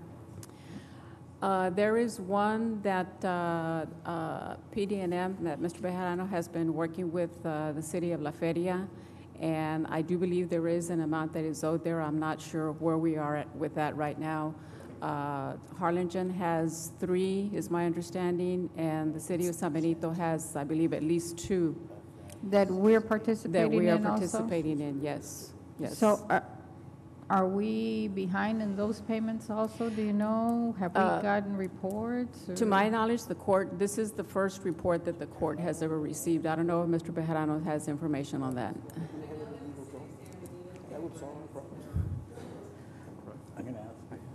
We requested a report from San Benito. They've been spending some time putting together the tax accounts on their zone before they come to you all for a presentation. I think they're next. How old is that one, though? That one is about a year old, going on 2 years. Okay, is this the oldest one that we have? This is one of the oldest one. The other one is the Amigo Land area? The Amigo Land area, which But was that was dissolved. zone number 2 in Brownsville. The 2 were created at the same time, the 2 Brownsville zones. The Amigo Land was dissolved? I have no Yes. record of that. Yes, Pete used to serve on that, and when I came on board, I was, I guess I followed in his place, and so, but at one point when the border wall went up, they decided to dismantle the whole 9 yards. What we should do, if that's the case, is probably take steps to cancel that interlocal agreement with the city for that zone. Now La Feria is also working on a report, but they've had some difficulty putting together the tax accounts for their How about zone. Harlingen? Harlingen is still in the discussion stage because the intent of the city of Harlingen was to create 3 zones. They came to Cameron County and asked the county to participate. The county passed a resolution indicating the county's support for participating in the zone, but there was no follow-up to approve an interlocal agreement. And we have no record. We've been having meetings, Frank. Well, you know, the city never came back with an interlocal agreement. And we've asked the city now. I'll invite you on May 10th to their meeting. We've asked them to come forward with the agreement for presentation to the court on one or all the zones. Okay, anything else, Bill? Just as point of clarification, part of the problem that we helped ferret through had to do with how the appraisal district does what it does in the role that it plays for the county. And in the establishment of this reinvestment zone database, there was information originally communicated between the city and the appraisal district based on what we were able to uncover. But in the coding of the initial set of accounts attributable to this reinvestment zone, there was a misunderstanding at the appraisal district staff level relative what was in and what was not. And only the initial plat that was approved by the city commission for development in this zone was assigned a TERS jurisdictional code. And so as additional development occurred, none of it was ever identified as a reinvestment zone account. And it wasn't until we went back and understood what they were claiming was in and versus what we knew was in, that it was able to be completely quantified so that they could then run appropriate value numbers on an annual basis. And so I think that there's been a learning curve on the part of the appraisal district as well in what it is that it needs to do and what information it's supposed to be receiving from the jurisdictions as they use these tools. So it was questionable what was in the zone and what was not? Is that what you're saying? Commissioner, what I'm trying to say is that in the initial accounting of the property that was attributable to the reinvestment zone, they only captured a portion of it. You know, typically when you do these things, say you have 100 accounts, and so you hand them the creation ordinance, you hand them a map, you hand them the meets and bounds, and you say, please attach a jurisdictional code to these 100 accounts. And as plats come through the city process and they're filed with the appraisal district, now that they have the boundary set up, they would know that the 100 accounts turns to 120 accounts, that those 20 need to be tied to the zone with the same jurisdictional code. In this instance, their understanding of what was reinvestment zone was tied simply to the initial plat. So there was quite a bit of property that was in the creation ordinance but had not been captured by their staff as a TERS account. And so it took us a while to figure that out, and once we did, we sat with them and then walked them through what actually needed to be created by way of a database, and then we had to go backward and go and do the value change over time once we had that done. It took about 90 to 100 days to get that done. Now, this TERS was, what was the purpose of the TERS? Because I wasn't here back in '04 whenever it was created. If you look at the project plan, behind tab 6 on page 6 of that plan, it sets forth the project costs. And you know, it's quickest to just look at the numbers. I mean, the numbers will tell you what it is that the reinvestment zone was really intended to finance.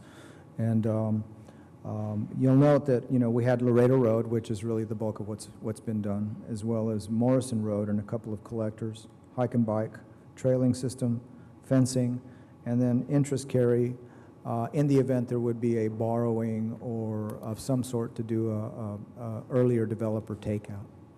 And so, as quantified initially, what was finally approved was $7.6 million worth of project costs. But the purpose of this was for a residential area? It was to punch roadways and related utilities through what was farmland in order to render that land developable. Yes, sir. But developable for residential purposes or commercial? Both. It was mixed-use development.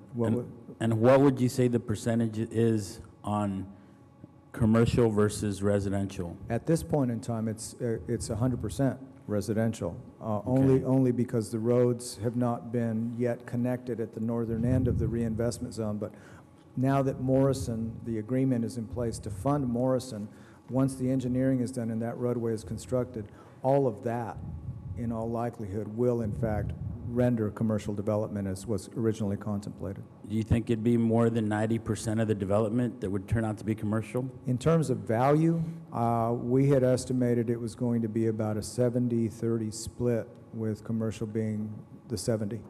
Okay, so then how does your TERS take effect in conjunction with 311.006 of the tax code that says a municipality may not create a reinvestment zone if more than 10% of the property in the proposed zone is used for residential purposes?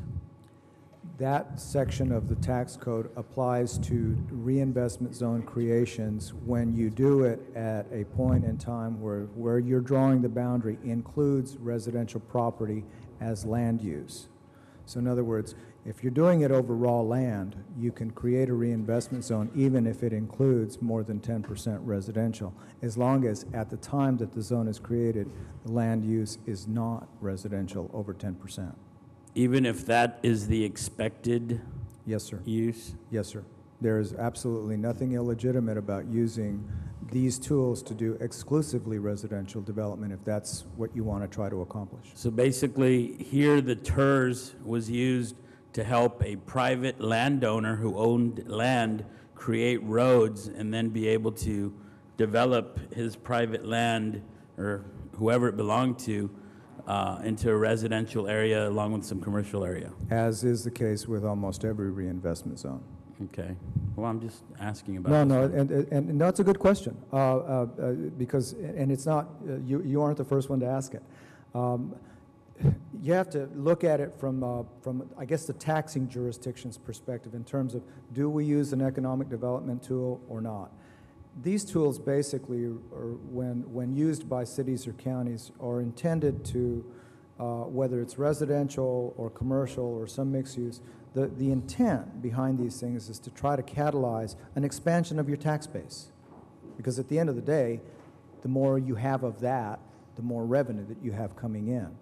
And then beyond that question, whether it's residential or commercial or industrial or whatever the land use mix is, the extent to which you engage in that activity really is less a legal question and more a policy question as to whether you want to use the tool or not.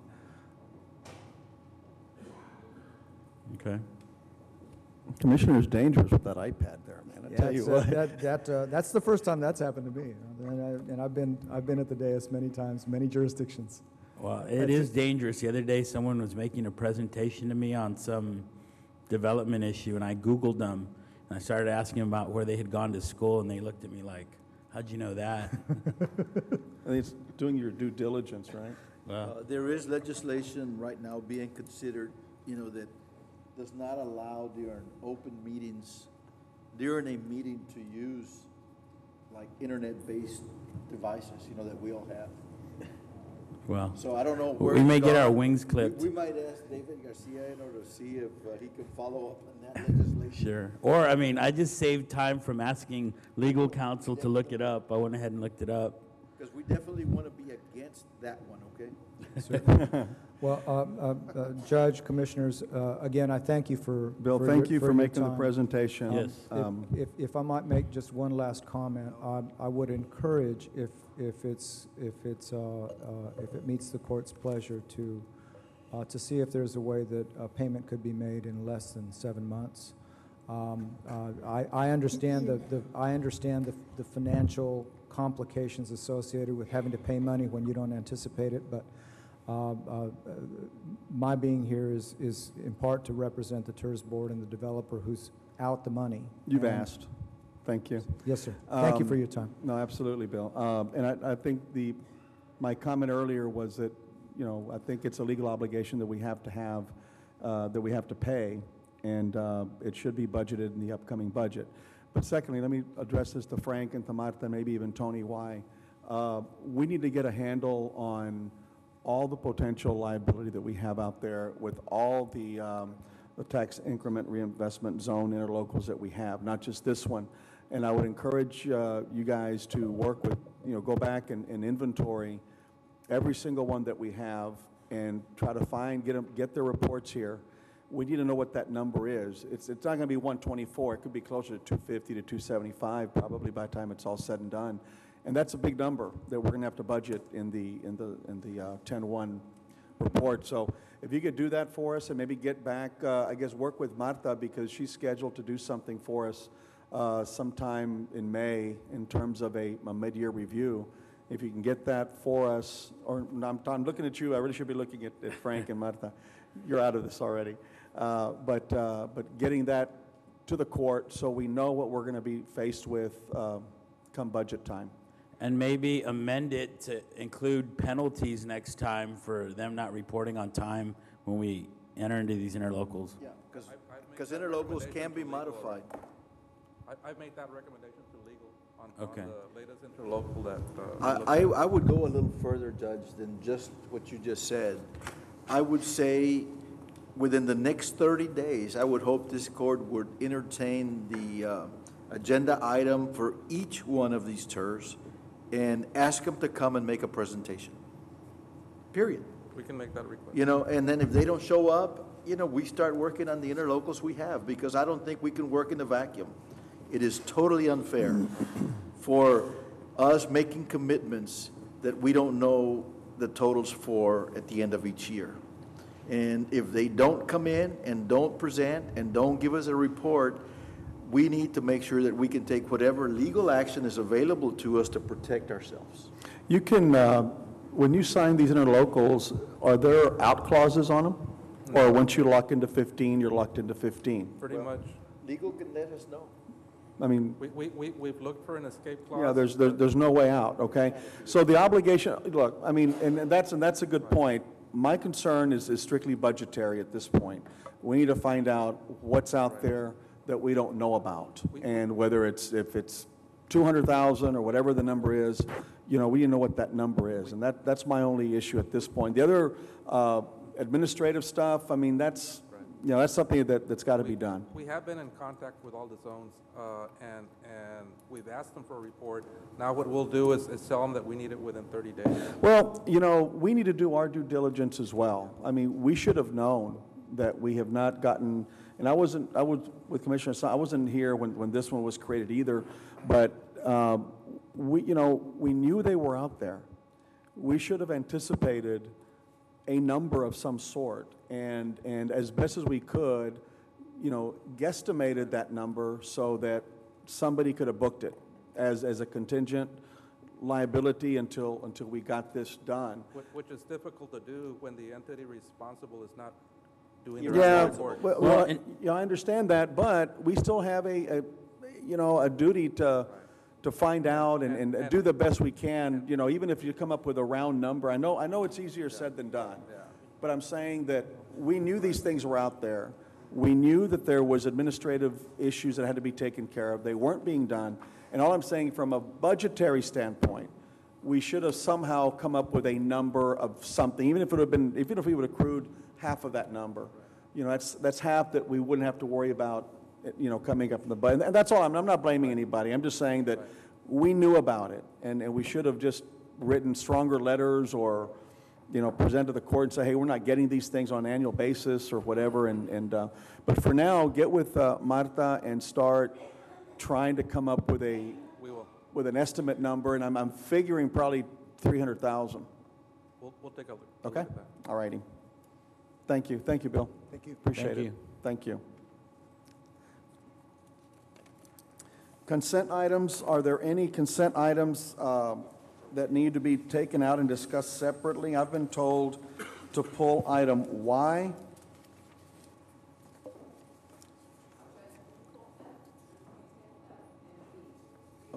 Okay, F to table. F to table, correct? F as in Frank? Okay, and V as in Victor? Y to pull. H. Hold on. Double H? Double H. Double H to table or to pull? No, to pull. To pull? GG to pull. And please pull R. Triple H to table. Triple H. R. Pull R, please. R as in rowdy. Item R to pull. No one to pull. Anything else? Double S to pull, Judge. Double S. N. N as in Nancy. Yes, sir. Okay. Anything else? Do I hear a motion to approve all consent items with the exception of item F to table, N to discuss separately, R to discuss separately, V to table, Y to discuss separately, double G and double H, and double S to discuss separately, and triple H to table, and item N to table. Oh, no, I'm sorry, N is on the regular, never mind. Do I hear a motion to approve everything just a else? second. More? Joe, did you need your item pulled or not? No, Joe Rivera. pulled? Okay. Okay.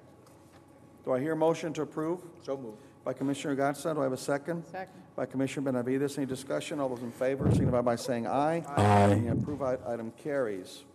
Item N, consideration approval to transfer a forfeited 2001 Ford F-150 from Fund 900 to the Cameron County Constable Precinct 1 General Fund as an addition to the fleet.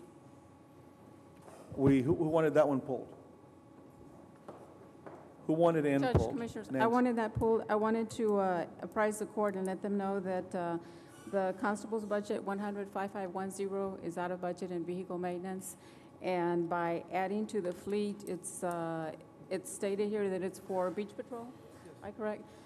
So the parks are already budgeted to transfer $640,000 to general fund to cover the operation of the beach patrol. So it's going to increase the transfer from parks to general fund. Well, how's it going to increase it? Because you're going to add to the fleet. There's cost to You got to, maintain. I mean, you know, I understand. I just wanted the court to be okay, you got to aware work of within that. the budget. I mean, So we'll have to bring back a budget amendment to increase Yeah. the transfer. Move to approve. Second. moved by Commissioner Sanchez, second by Commissioner Gatsa. Any further discussion? All those in favor, signify by saying Judge. aye. Aye. Any opposed? Okay. When you say we're going to increase the budget, that's coming out of the park system? Yes. Yes. And do they have the money to put in there? They probably have a little bit, not very much, but I don't know what the operating costs are going to be for this vehicle. I don't know if Deputy Constable has any information on that. Well, that's why I was asking that the transfer from the park system of $640,000, you leave that the way it is, and you try to work around that. You know, yeah, you have to work around the line items. I mean, okay? Y'all work it? All right? If you come up short and you run out of gas on the beach, then let us know. Okay, I will. We'll go pull you out. All right? Thank you, Commissioner. Thank you. All in favor, signify by saying aye. Aye. Opposed, carries. Item R, consideration authorization to utilize direct interlocal co-op purchasing agreement via AT&T for the purchase of video equipment, installation, and maintenance. That's Arturo's. Yeah, I pulled that. Is this for the registration issue? Is this I what think this is so. for? He was here a few minutes ago. Okay, that's all I want. That was all my clarification. I think it is. I'll make a Make a motion to motion by approve. Commissioner Hernandez, second by Commissioner Gatsa. Any discussion? All those in favor, please signify by saying aye. Aye. Aye. Any opposed? Item carries. Item Y, discussion and possible action to extend terms of license agreement with Alan Zahn, Chief Pilot Director Operations, Dan Wolf Technologies, DBA, DWTA, and allowing for placement of temporary structure. Thank you. Thank you, sir.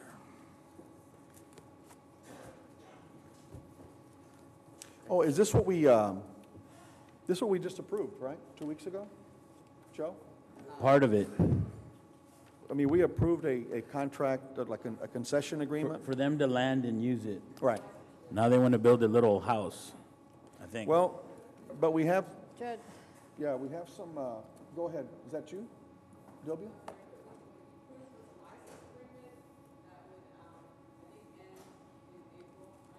Yes, what, the license agreement is, ends on June the 2nd. Judge, that's what we approved on the amendment. And they wanted to see if they could extend, since they have to pull out at the beginning of the season. So they want to see if they could extend the license agreement until October. Is this the helicopter rides? That's the helicopter rides, and, Well, before we do that, okay, there's been some concerns raised, noise, safety issues. Yes. So how are we going to address that? okay, I had asked the gentleman from, the owner of the helicopter rides, Mr. Dan Zahn, to be here present so he could answer some of those questions. And he has met, I believe, with one of the concerned persons. And I believe one of the concerns that they had was that, for example, Schlitterbahn, he had told me that. Well, I think, I don't want to consider Schlitterbaum's concerns till they pay their bill. You know, simple as that. Why should I worry about them being concerned about something we're doing on county land when they, well, the bill needs to be paid. We're waiting. We've put negotiations in place. We've done everything we can, you know. FAA evidently approved that site for what was Yes. it being utilized for. I mean, you see helicopters taking off anywhere. I mean, you go to any town that has any sightseeing associated with it, and they have them in lots right by the street, you know. Yeah, So it's, you know, we don't control where they land or how they land. You know, that's something that they have to do with FAA, you know. Yes. Talking about FAA, I think they met with FAA. You want to come up here, Alan, real quick, so you could explain to the commission? They was, I guess they reported it. They reported the business to the FAA, so the FAA came down and met with them, and he's going to give you a report of what the outcome of the meeting was. Thank you, sir. Good afternoon, ladies and gentlemen. I'd like to begin by thanking everyone very, very much for their time. We're honored to have the opportunity to introduce this wonderful, exciting asset to the region. I have an amendment to the letter of request for an extension that I submitted to Mr. Vega about a week and a half ago that I believe all of you have a copy of. The amendment clarifies a couple of points that I would greatly appreciate the opportunity to present after I kind of give the team, the court, an update. What's happened? What's going on the last several weeks? How have things gone? What's happened with the FAA?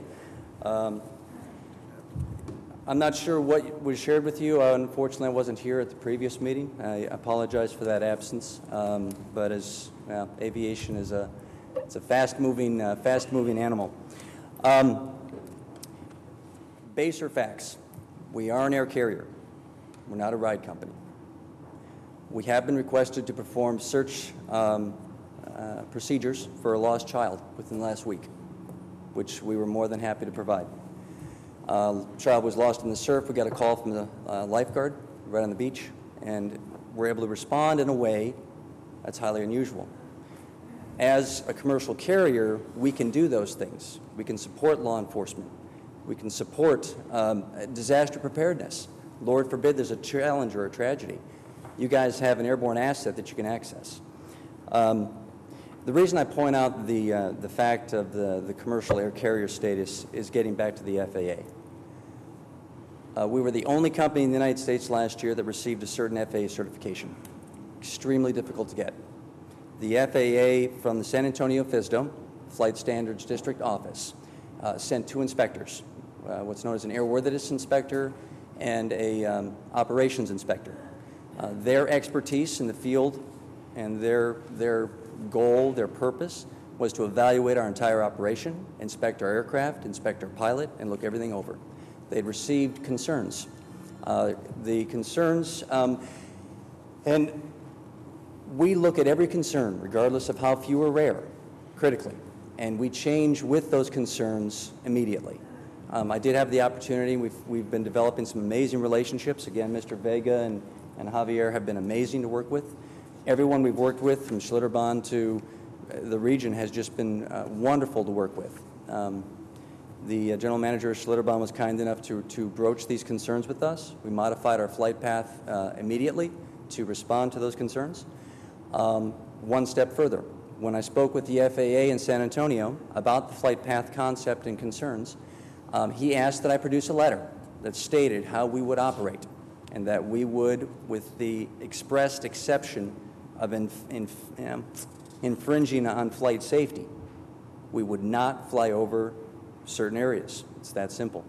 I say with the caveat of aviation safety. I mean, there's times, you know, we all know how you have to be cautious. But moral of the story, when I sent that letter 3 days ago, I believe it was 3 days ago, I'm not sure, to the FAA in San Antonio, I also copied it to my FAA office in Wichita. That's where the certificate is quote-unquote held. So now 2 of the largest FSDOs in the country are fully aware of everything that we're doing and fully support it. They believe that everything that the operation is doing doesn't only meet the mark of safety, but the FAA in San Antonio told me point blank, quote-unquote, we're thrilled you're there, because we know what we have with you and your operation, and we're pleased. Are they willing to put that in writing? No, ma'am, they are not. The FAA will put nothing in writing. Well, I mean, how are we supposed to know That that's true? that that's true? The only way that I could respond to that would be the FAA inspector that I spoke with requested that I send a letter regarding the concern that was broached and how our response was to it, how we would handle flight. When I sent that letter as an air carrier, it becomes law. That's our law now. Whether or not it's in the federal aviation regulations or not, it's a higher law. That's the way we do business. I find it very hard to believe that a federal agency in charge with such, how can I say, the charge that they have Yes, ma'am. would not put anything in writing, sir. The only thing that they can do is approve, disapprove, or accept what an operator presents. So the operator, it's black and white. They're safe and they're approved or they're not. And that is their mode of presenting and writing their opinion of whatever it may be. When you say safety, you're talking about the actual helicopter and the flight, not anything on the ground, or does that include everything? Everything. The operation from the word go. And that means from where the aircraft is sitting, where the blades start turning, where the passengers are maintained from a control perspective, everything. And what about the surrounding environs? Yes, sir. The surrounding environment is also considered for potential of throwing debris, potential of wind patterns, potential of, all of those things are taken into consideration, which is the reason a site evaluation occurs. And they came down and inspected everything? Yes, sir, they did. And that occurred in conjunction with the concerns that were broached. No, on that, you should have an inspection report. I can ask them if they would provide me something that states they were there and asked the questions. I mean, Judge? if they went and they gave you a clean bill of health, they should provide you at least something with a, hey, clean bill of health. In terms of federal agencies giving things in writing, they don't do it. Yeah, I remember when we were trying to get Border Patrol to give us something in writing that they would not be pulling over our buses during an evacuation. Yes, sir. They said, you know, we'll work with you, we're not going to do it, but we can't give you anything in writing. Yes, sir. So I understand that they don't do that. But Except I think your deportation order, maybe. Yeah. But I think at a minimum, I mean, if they've come down and inspected the facility and looked at, they should give you a letter of something, even if it just says, we were all there. okay. Yes, sir. You know? Yes, sir. So if you could maybe get that for us, I think that would help. Yes, sir. I will make the request tomorrow. Their office closes at 4. I think in the meantime, Judge, we should table this. Yeah, I agree. But, you know, if they want to send something directly to us, they can do that. If they want to somehow not give it to you directly, they want to send it to us, get with Mr. Vega, and he can send it, you know, to my office, and then I'll get legal disseminated to the rest of the court. Whatever the response is, I will have an answer. Let us know. Yes, Okay. sir, as soon as And possible. what I'd like to know what the concerns were and how you remedied them. Excellent question, sir. The initial letter of request for this operation to commence identified two primary things that are, well, this isn't our first rodeo. So these concerns that have been broached, well, I think ever since helicopters started flying anywhere near people. The two concerns that are broached are safety and sound or noise. The way to respond to them, obviously with the safety aspect, I mentioned we're an air carrier. We were the only ones to receive a level of certification with the FAA. It takes years to get that certification. We're held to the same standard as United Airlines, I guess is the point. That speaks volumes as far as the operation. The support of the FSDOs speaks volumes, and again, I'll work on that document. So from a safety perspective, we work very diligently to, when a question or a concern is raised, the first thing we try and do is communicate so we understand it, and then we try and educate, because oftentimes misunderstanding leads to concern. Short of that, we will modify the operation. We look at every concern, even if everything we're doing is fine, but if we can modify it and alleviate the concern, we will do so, as in this case we did. The concern was the noise was interfering with the whistles of the lifeguards, potentially causing a hazardous situation. The concern also broached with the path that the aircraft was taking in flight. So we modified the flight path immediately once the concern was identified, and have continued to modify it since then. And the concern was what, you were flying over the park? Yes, sir, that's correct. And so now you don't fly over the park, No, you go sir, around we do it? not. And I have a formal document again, and I'll send you all a copy of that document as well, stating that my operation, this operation, will not fly over the park.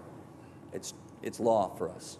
So, yes, sir. Unless there's a safety issue in flight? That's correct, sir. Okay. If the pilot is facing a situation where there's a wind shift and he has to take an action that is going to enhance or make sure the aircraft is safe, then that's going to happen. I don't anticipate those being frequent. Quite frankly, the location that we're operating, I've operated in is what we call them hover holes. And that location, we're talking 14.7 acres. I mean, this is a dream.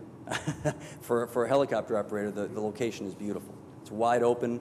Yeah, we have a few power lines to deal with, but we don't ask for maximum performance of the aircraft ever. So, the other concern that was broached was noise. The safety thing, again, with regard to, I think the letter stated, or the facts stated something effective, we're going to crash into the building and kill lots of people. And, you know, I hate to be that dramatic, but that was about as dramatic as the letter was. Now, when people see those things, especially people that are responsible to their community, you need to, you know, of course, hair stands up on the back of your neck and you go, boy, we got to deal with this.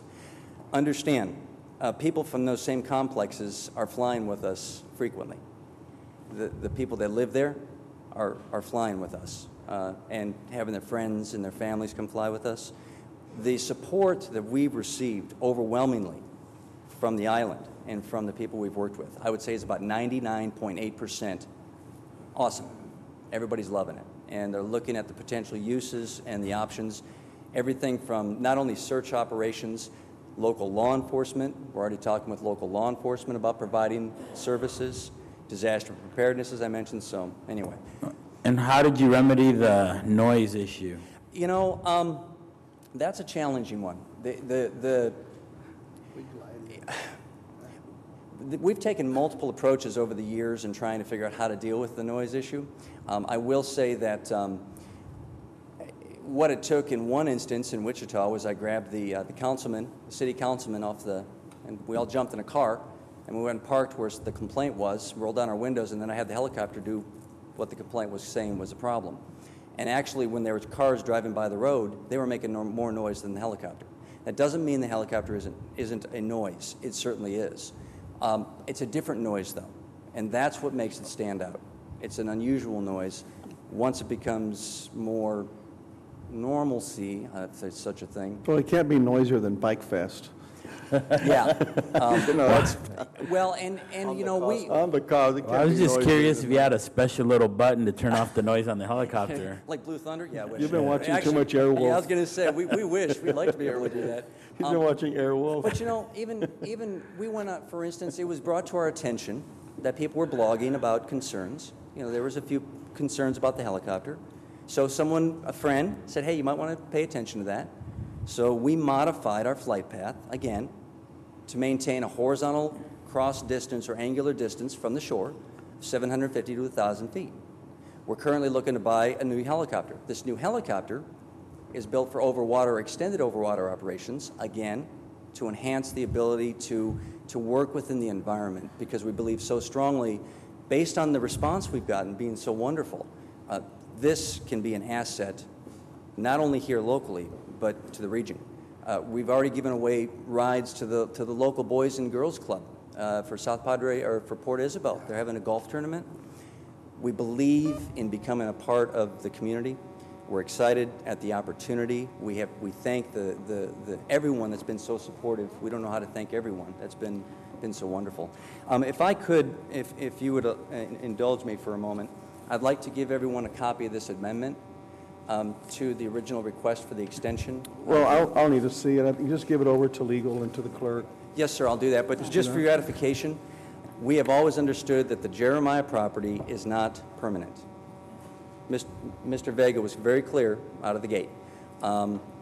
We're asking to make it through the end of the season and we're asking for a temporary structure to protect the aircraft, quite frankly, at night. Just put her inside. Well, I'll tell you what, let's do this. Yes, sir. If you can. Yes, sir. See what kind of correspondence you can get us from the FAA in Yes, terms sir. of the inspection that they did. Yes, sir. We'll table this item for a couple of weeks. Yes, sir.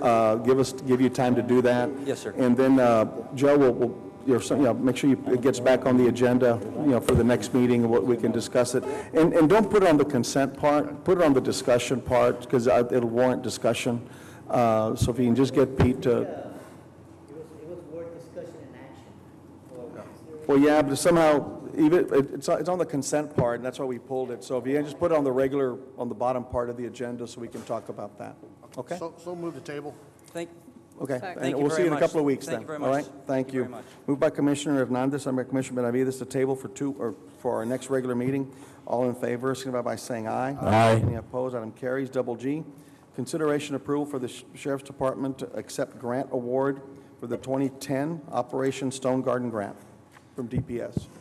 My question on that is, what safeguard do we have to make sure that we don't have the budgetary issues that have come up?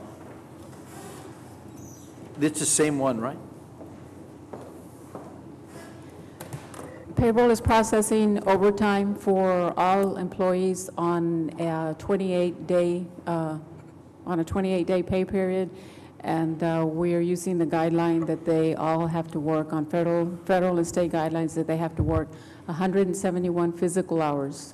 So Okay, by so this is the same type of grant that we had an issue with as far as. No, this is Operation Stone Garden. This is administered by the Division of Emergency Management. The other one was administered by the Criminal Justice Division, which is under the Office of the Governor.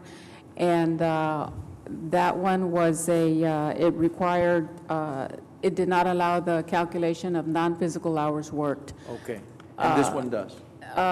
We're going to clarify with the state. However, until we get clarification from the state, we will use 171 physical hours worked. Okay. Move to approve. Yes.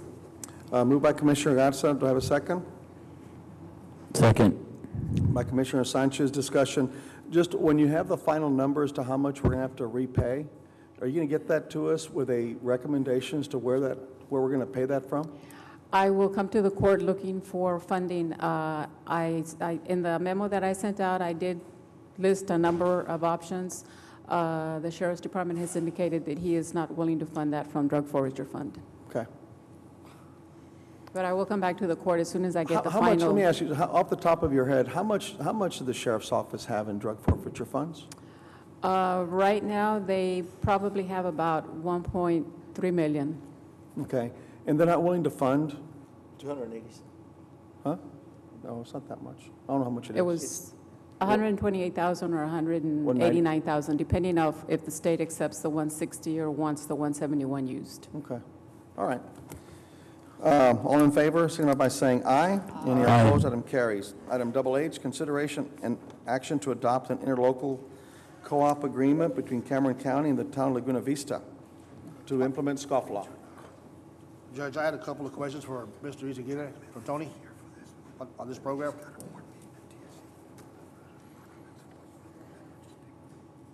Table it. First of all, Yes, sir. congratulations. I understand your program is working very well. Yes, sir. My concern is that I was told during the orientation of the program from part of your staff that we're not including all the JP courts in this particular program. Then I found out that 8 of the JPs are on one system and 2 are on another system. Yes, sir. And I'd ask you, how do you plan to merge that or get that under one system where everybody that goes to apply for the renewals for any kind of offense they would have in Cameron County would pop up? Hasn't there been some kind of confusion using 2 separate, what do you call them, accounting systems? Well, it's a program where JPs can log in and we can look at their system. On the scofflaw program, we have 8 JPs on board and 7 cities on board. And like I told you, it's working very well. 2 of the JPs are not included because they're in the separate system. We haven't had time. We decided to take on 8 JPs on one system instead of 2. We have very limited resources and personnel, so we thought we'd work with the 8 JPs that are on one system. At a later date, we could, but until we really work with the existing 8 JPs and 7 cities, we just kicked up the program Monday, and we're finding glitches here and there. But until we finish and we're 100% sure that's running perfect, then we'll address the other 2 JPs at a later date. But for now, they're not included. As to why they're not in safe system, I think the auditor might. Yeah, my next question was either for you or probably for Martha. Why are they not? Why are we not tied into one system? Wouldn't it be more efficient for us to? Because they didn't want to. That's not, you know. It would be more efficient, and it would probably behoove the county more to have them all on the same system. However, these JPs have come to the court, and the court has approved for them to be on a separate system based on their preference. So it's the Commissioner's Court's determination as to which system they should be on? We can. These offices have to come to the court. The agreements are between Cameron County and the software program or the program that they're choosing to work. It is, Commissioner's Court has the jurisdiction to either approve them or tell them everybody's going to be on the same system. Your recommendation would have it all under one system? Wouldn't it be better for you? Yes, it would be. And for Tony's office? Definitely. Okay, then maybe we should look at that in the next couple of weeks, if you don't mind checking it, how to do that, how we can undo what we already have and bring it before the Commissioner's Court and let us decide. Mm-hmm. We'll have to work with legal to have them look at the contract and see what the options are there. I'd appreciate it. Thank you. Well, they all have 30-day outs, I think, don't they? All right. I believe so.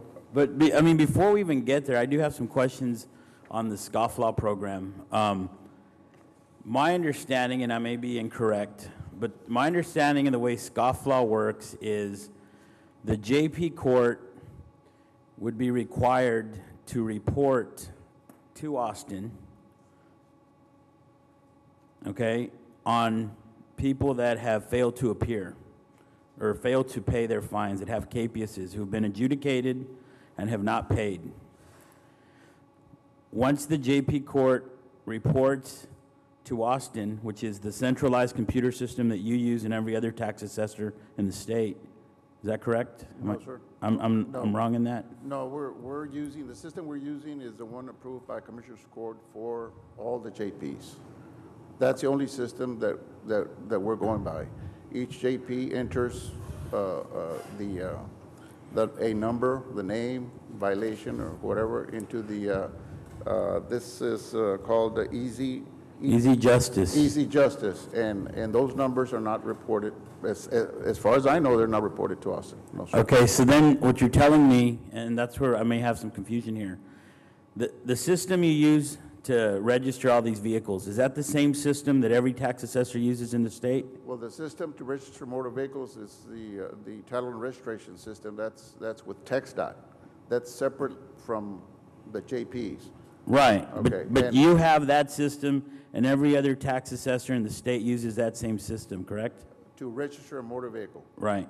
To implement the scofflaw in Cameron County, we developed a scofflaw program in Cameron County. Okay, and we were able to obtain records from Easy Justice and combined everything into a system that was created in order for us to look at either VIN numbers, license plates, or driver's license numbers. okay, and so, and again, I'm asking because my understanding of how scofflaw worked is this, that your TxDOT system that you use now, okay, my understanding was that whenever you would go into that system, let's say Mr. Sepulveda comes in and says, I want to renew my registration. type in his name for his vehicle, and a little red flag comes up saying, hey, he's got a warrant. Then your clerk says, Mr. Sepulveda, you have a warrant in the JP court in Brownsville. You need to go take care of it with Judge Salazar. Right. I can't renew you until you take care of it. Right. Then Mr. Sepulveda has to go to the JP's office, pay it. The JP then sends to TxDOT proof that it's been paid. TxDOT then let me finish. Hold on. TxDOT then releases that red flag from his name, and then he can renew, or he can bring proof that he paid that citation back to you so that you can renew it. That was my understanding of how scofflaw worked. That's not how. No, sir. Okay. The release form is brought to our office, and we unflag it once it's issued. Okay. And how is it flagged? Through either a computer system, through TxDOT, or our system, the system that we created using the JP records. So you yourself can flag it? Yes, sir. It doesn't have to come from TxDOT? No, sir. So you can go into the TxDOT system and flag an account? No, we're using our created system that was created in the tax office.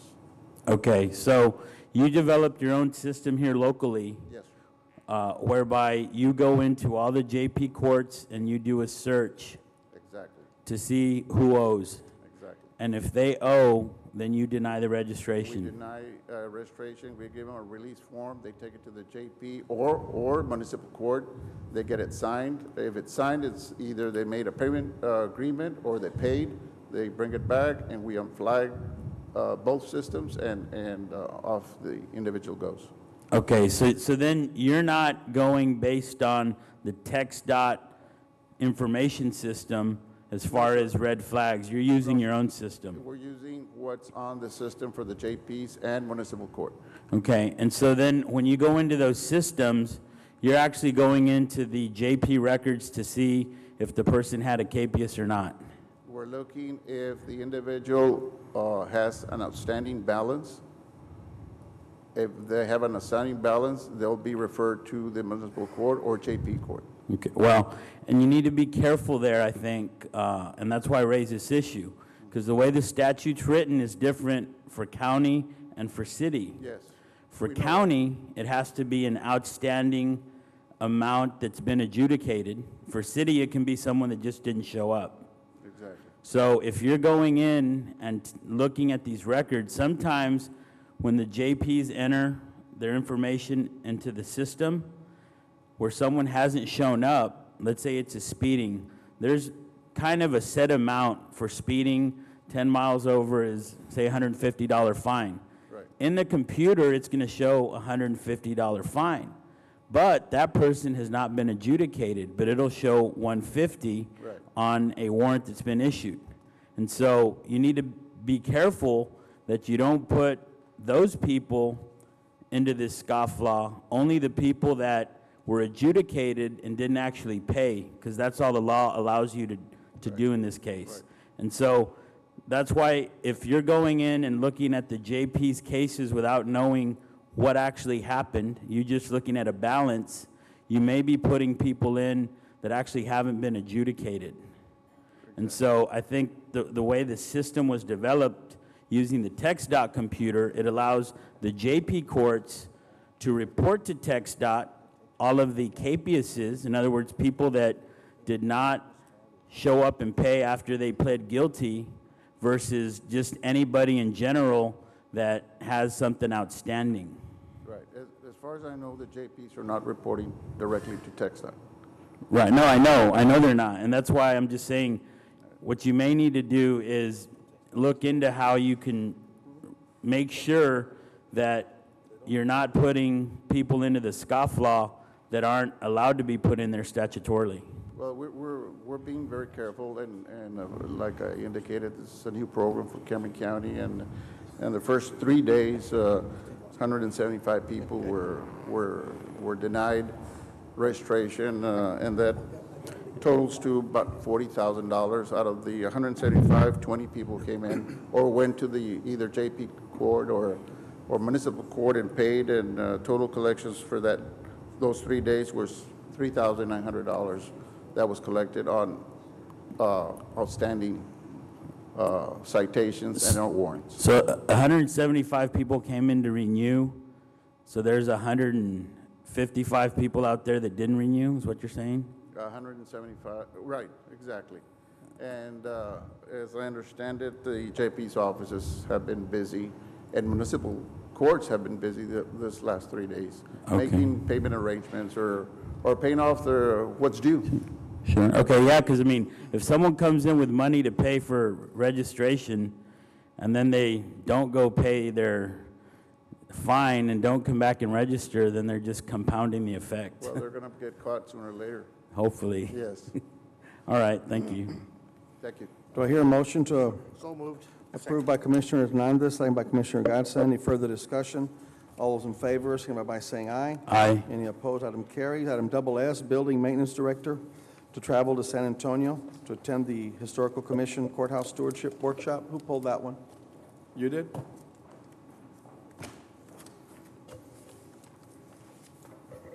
Judge Commissioner's destination on this one is actually Austin, not San Antonio. Okay. And also, the individual traveling has requested to take his personal vehicle, therefore, if it's okay with the court, to include mileage reimbursement. So moved. Second. Moved by Commissioner Benavides and by Commissioner Gatsa. Any discussion? All those in favor, signify by saying aye. Aye. Any opposed? Item carries. Thank you. Commissioner Hernandez has requested that we take item G out of order under the regular. Consideration possible action to reactivate or create a new Cameron County Child Welfare Board and possible appointment of new members. It's deja vu all over again, third time. What are we doing now? Well, we're going to try and get it right this time. Okay, as opposed to wrong the last time. Well, look, what happened last time, there were members appointed that have never actually attended any meetings. So, and we think this board's very important, and going forward, she'd like to make a quick presentation and ask for our help to. Well, just ask what we need to do, because this is not this is like, I think Melba's fourth or fifth time.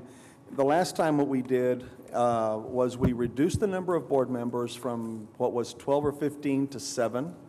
The recommendation of I think of you and maybe some of the people that are on the board actually recommended names that we appointed. I think Dilby has been working with them, trying to develop bylaws or whatever it is, or nothing.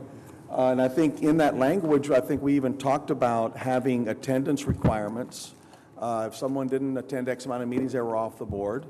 So now, the only thing that we can do is redo that or appoint new board members, or I don't know what it is we have left to do. Replace them at this Yeah, point? what I was going to ask her would be to bring back maybe a recommendation on some board members' names, and then this commission could also appoint some and try to get this going again. I know it's Well, been. there's 7 members, and of the 7, Mel, how many have not shown up? Judge, Commissioners, for the new commissioners that are in office, can I briefly tell them what I do? Yeah, go ahead. Yeah. This is like, I've been on this board for 12 years already. Thank you. I've gone through many people. My name is Mel Montemayor Hausman, and I am the president, secretary, commissioner, everything of this board, along with 2 other I'm grateful for them, Miss Lynette Benavides and Miss Nicole Gallegos, who have stayed on with me. I've been involved with this organization for approximately 12 years, and I am reaching out to Cameron Commission Courts for assisting and helping families. The Cameron County Child Welfare Board serves as a liaison between the County Commissioners Court and Child Protective Services. The mission of the Child Protective Services is to protect the unprotected children from abuse, neglect, and exploitation.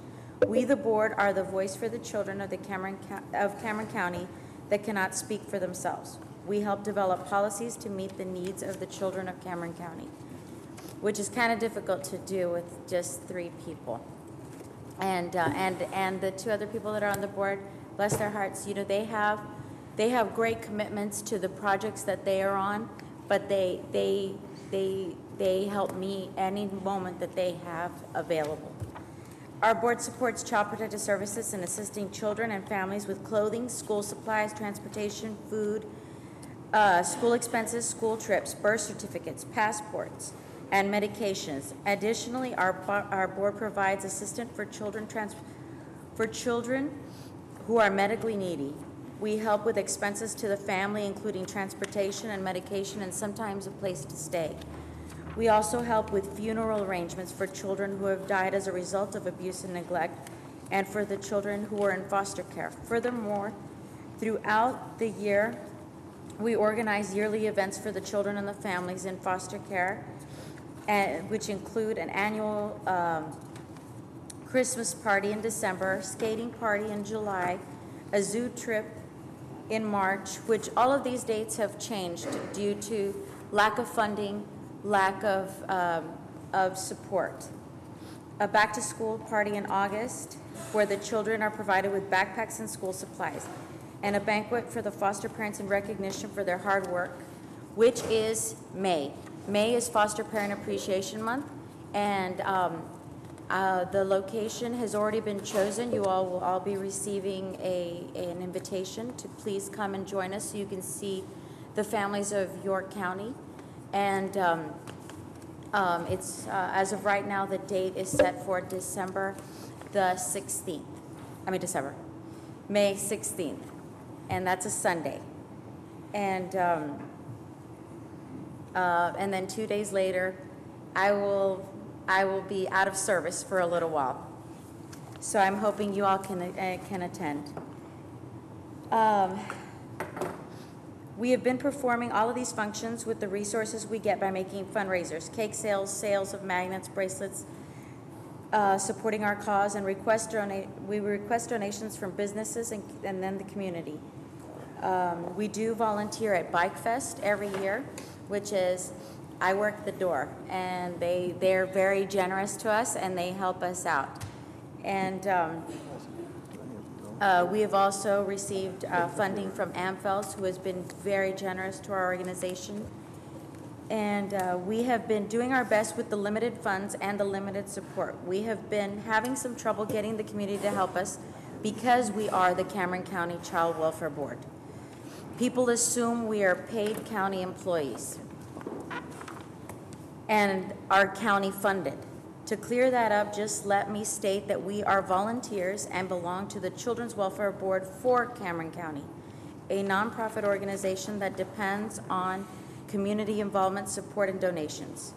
We, in the past years, were very fortunate to have a board that kept us going. Unfortunately, community desire to be a member of the board has decreased substantially. Due to lack of volunteers, we are falling on hard times. As the population of our county grows, so do the situations and the amount of children that are being affected. We believe that our organization is doing very good for the children of our community, and we are working our hardest to continue to serve these children. But we need your support so that we can better serve the children. We hope you find it in your heart to help us with the children of Cameron County, York County. In conclusion, I need your help to communicate, to continue to operate in a constant, orderly manner without worrying about the day-to-day operation. We will continue requesting the community, both personal and business, for financial help. I would also like to request that the County Commissioners Court, that the old County Commissioners Court, where the cases are being held, actually right now the cases are being held in the Central Jury Room? Yes. And I think our children deserve a little more than to be put out in the hallway. And I'm sure the judges don't appreciate all the noise that they create out there. I have for many years been requesting a room for the children, and we have gotten much support from our community to help decorate, paint, and put supplies in that room to keep the children busy. Unfortunately, that area is very tightly spaced and being used very, very I mean, we need to find some place for them to go. I think they deserve a little better than that. But that is basically what we do, and we have several functions that we do throughout the year, which one is coming up, foster parent appreciation. In the summer, we try to take the kids to the zoo, and we do the backpacks and the stuff that I spoke about earlier. Unfortunately, I've done this for a very long time without a lot of support, and there are a lot of people who want to help. Don't get me wrong. We had a great turnout for our Christmas party this year. We had 750 kids at our Christmas party, and we were very fortunate that our community helped me out. We were a little short on funding, and someone sent out a message, and I got over 1,200 cupcakes at my house that I would have had to bake if they hadn't shown up at my house. And Commissioner Benavides and Commissioner Hernandez came out, and they viewed for themselves what we are coming up against. No one thinks it's as severe a problem as it actually is. I mean, in truth, we had 750 kids at this party with foster parents and children, and but there's actually about 1,500 kids in custody for Cameron County. Unfortunately, you know, some of them, we don't have enough homes for them here, so they have to be taken to all different parts of Texas to find a place for them. And basically, I would love to stay on as an advisor, but a new board is going to have to be created, and I think that's the only way it'll start. You can't just pick up from where I left off. It's just going to have to do a complete shutdown and get 7 to 15 people, which is what the requirement is. No less than 7, no more than 15. When I was put on this board, when Judge Hinojosa was county judge, we were a board of 15, and we had huge, beautiful galas and fundraisers and stuff. But with 3 board members, that is very difficult to do. And I just think that a lot of people want to help, but no one wants to commit.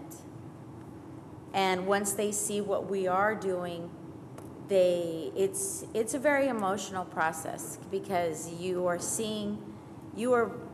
basically seeing what is actually in front of you, and we just don't pay attention. And I know one of your biggest frustrations has been that when you get donations and you try and go buy supplies or gifts for these children, you've run across the obstacle that I don't think you have a 501c3 or whatever you need, and so they have to spend money on taxes, when in actuality, I mean, all this money should be going to maximize whatever they can get for the children. So I know my niece has come, Thea, what do we do? We have this. The district attorney's office has been very gracious in allowing us to, I guess, put the money in their fund, and then writing a check for them so we can maximize whatever we can for these children. So it is a major problem. We used to use the county 501c3, but unfortunately, I think at one of the past meetings, I'm not sure which one it was, it was looked into, and some of the things that we are purchasing and some of the things that we are handling do not follow county guidelines. So we were unable to use it. But through other child welfare boards, they are using their county tax ID numbers. I don't know how they're doing it, but some of them are doing it. And then some of them have just gone on their own and gotten their own 501c3. Well, let's clarify a little bit. The county is not a 501c3. No. And we talked about this. I remember one of the first meetings we had was back in '07, and the discussion back then was you got to do a 501c3 because people are not as likely to contribute funds unless they can deduct it. And if you're not a 501c3, then the likelihood is not. The sales tax, yeah, that's important, but that's not a big ticket item. But we tried to reorganize this again not too long ago. I don't know, what happened, why 4 people just stopped going. I don't know, but all those people came from you all. I mean, just said, whomever you want, that's who we're going to appoint. And I don't think anybody on the court actually said, well, I want so-and-so there. These are all recommendations that came from, from you all, I think. I mean, I don't remember offhand. I thought we were the ones that appointed them. No? Everybody was appointed by the commissioners. Yeah, no, we did, but they came, I think I said, look, give us names of who you believe is going to be there. We want people that are going to, commit and participate, not just, pad their resume that they served on this board. I don't know about starting all over again. I just don't know if it really ever got off the ground. I think the 501c3 needs to get done. It's got to be done, and we talked about this in '07, and it's, I think Dilby's been working with it. I mean, I talked to her today, like, what do we do now? I mean, where are we with the 501c3? I mean, I know, and that's, I don't know how other counties are doing it. They may be doing it wrong. I don't know. Yeah, because remember when we had that one meeting, there was a representative from the state, and he said, no, they're not. They're not a county agency. Exactly. The board is appointed by the county, but they are an agency of the state. Okay. What gives us the authority to appoint them? The statute. The statute says we appoint them, but they operate independent and have nothing to do with us. Right. That doesn't make sense, but there's a lot of things that don't make sense. Well, it's like the Cameron County Housing Authority. We appoint, but we don't have anything to do Right. with them. Judge, and yes, the people that you all appointed came to the meeting. We had a meeting, I called a meeting together, and when I explained what it is we do, and because we have been on our own for so long, it was gonna take a little more than one meeting a month to get it kicked off. And a lot of the people that came to that meeting came with the knowledge of that it was gonna be one meeting every 2 months or 3 months. It's not. In order to get this started, it's gonna have to be A lot of upfront time. A lot of upfront time, and then it can go back to being one meeting a month, and then just having committees that dedicate themselves to a different, one of the fundraising Have the events 4 or- board members that have not shown up, have they like tendered a letter saying, hey, you know what? No. Okay, so do they but- even know that they're being Yes, considered to be yes. replaced? They were there at the meeting. They said they want to help, but they don't want to be, they don't have the time to commit. Okay, so that was my question. Do they know that there's consideration of them being Yes. replaced? They've never come back to a meeting. There was So yes, they do somebody out know? of Port Isabel. Okay. She stated that she would love to help, and any help that we needed from that area, she would be willing to come forward and help us out, but she did not have the time to dedicate to that much. Was an attorney appointed to that board? Was there an attorney at that point? Can you tell me, I mean, look, this is And not going to there's- get off the ground until, I believe, until you start, well, not you, until the board starts with a fundamental, accounting and taxing requirements, which is setting up a 501c3, which has never been done. And it should have been done, just hasn't. So until you do anything, until that gets done, you can't do anything. So can we, as a county, No, we cannot. help them at least put the 501c3 together? Well, that's legal. I mean, Is it that, if it's just a matter of, because a 501c, you get online, you pull the forms out, you fill them out. There you go. okay. That's really what But it is. isn't I there don't an understand why expense they can't do that that. is attached to that? A filing fee or something?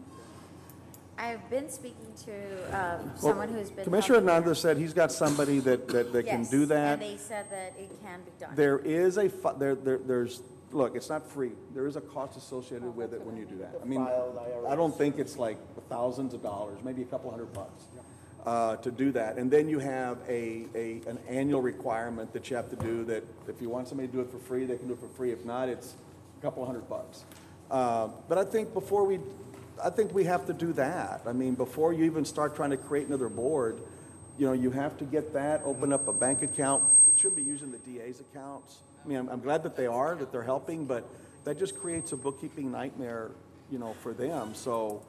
Judge, do you want to know who the members are that y'all appointed? I don't remember.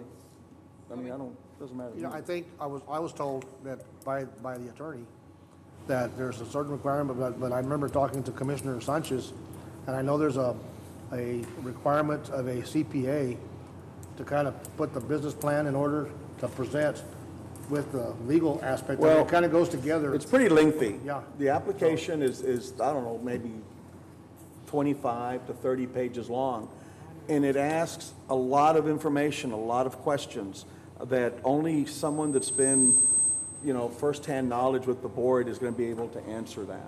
So it's not a 3-page deal. It's pretty lengthy, and it takes time. It's not impossible to get. But you don't have to have a 501c3 to get an ID number. You can just do that and with, you know, and then do the 501c3. It's best to do it all at the same time. And some new board members. And some new board members. I mean, whatever you want to do, this is the last time we talked, whatever you want to do, you know, we support and what, And you if know, there's in somebody doing. that is interested in, you know, starting, hey, tell us who they want on the board. Yeah. Shoot, I don't Now, have any problem. you said you'd be willing to stay on as an advisor. Are you saying you no longer want to be the head of this? Well, right now I'm everything, so. No, I understand. I mean, do we need to look for someone new, or should we see if there's anybody that would want to take I would love over? to stay on the board, but I would love to vote someone else president, vice president, and Right. everything else. You want to be on the board, but you don't want to be in charge. No. Gotcha. I can't do it And you got your anymore. hands full. I have a child and I'm having another one, and it was easy to do on my own, but it's just gonna be too much for me right now.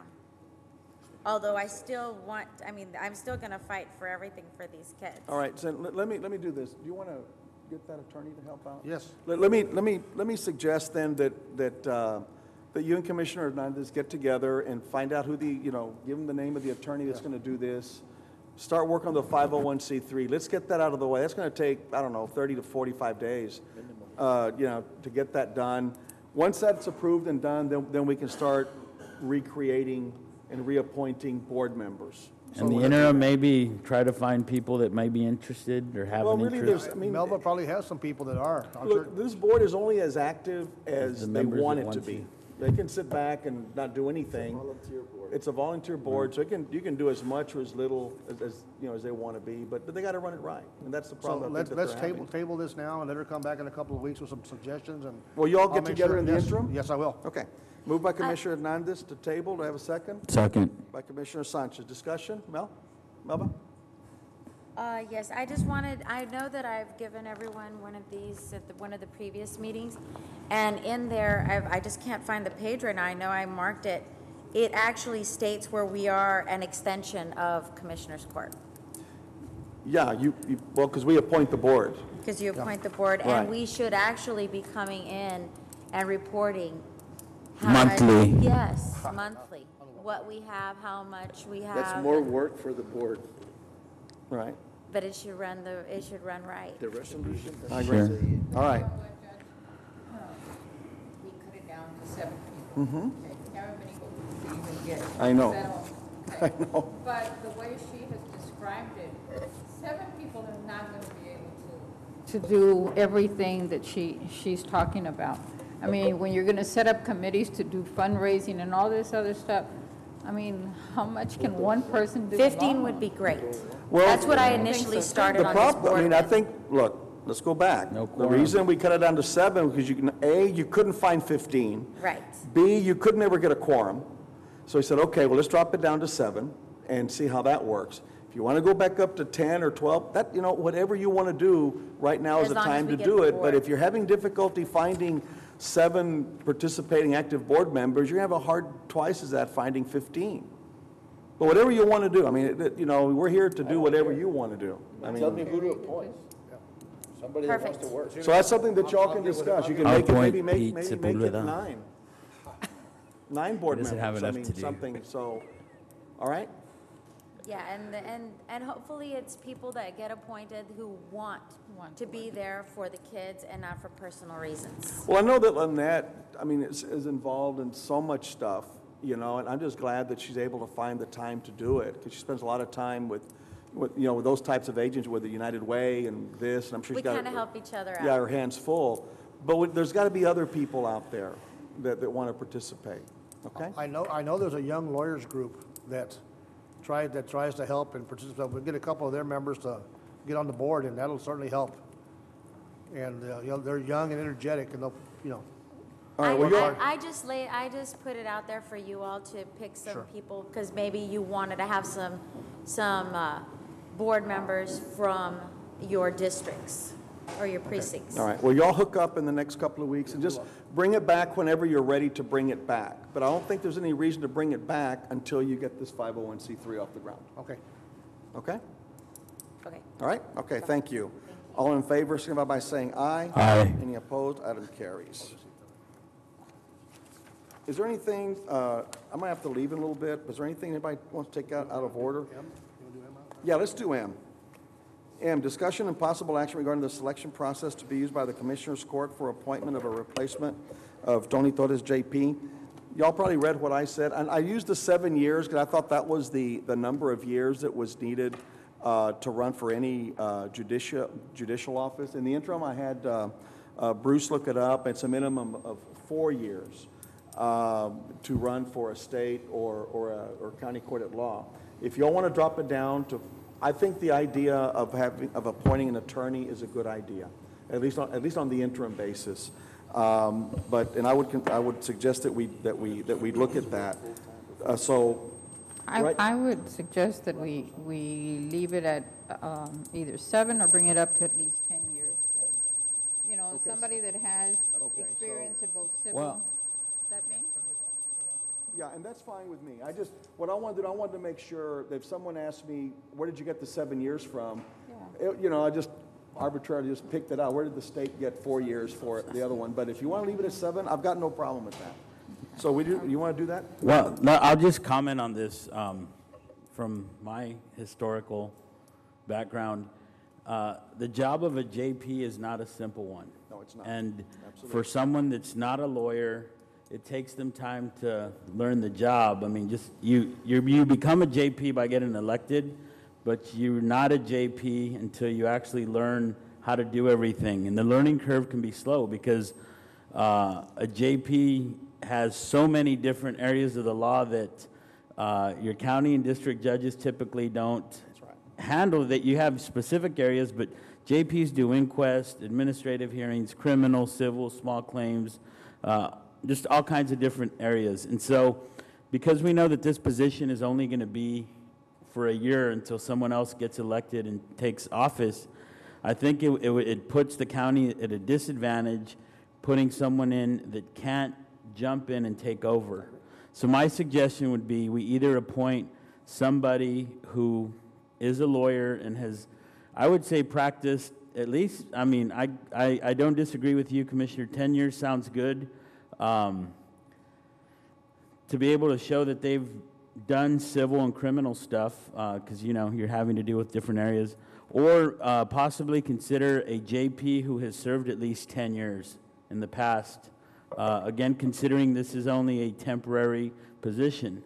So I wouldn't, say you have to be an attorney certain, but at least maybe you were a JP for at least 10 years or served as a judge for at least 10 years. Well, if you served as a judge, you are going to be an attorney, right? Not necessarily. No, You could have a not- municipal court judge that served 10 years that's not an attorney. Well, I guess so. I know in Brownsville, they don't have that. I think they're all lawyers on municipal court, or Well, lawyers, and it's got to be from the precinct. So we're limiting it to Brownsville.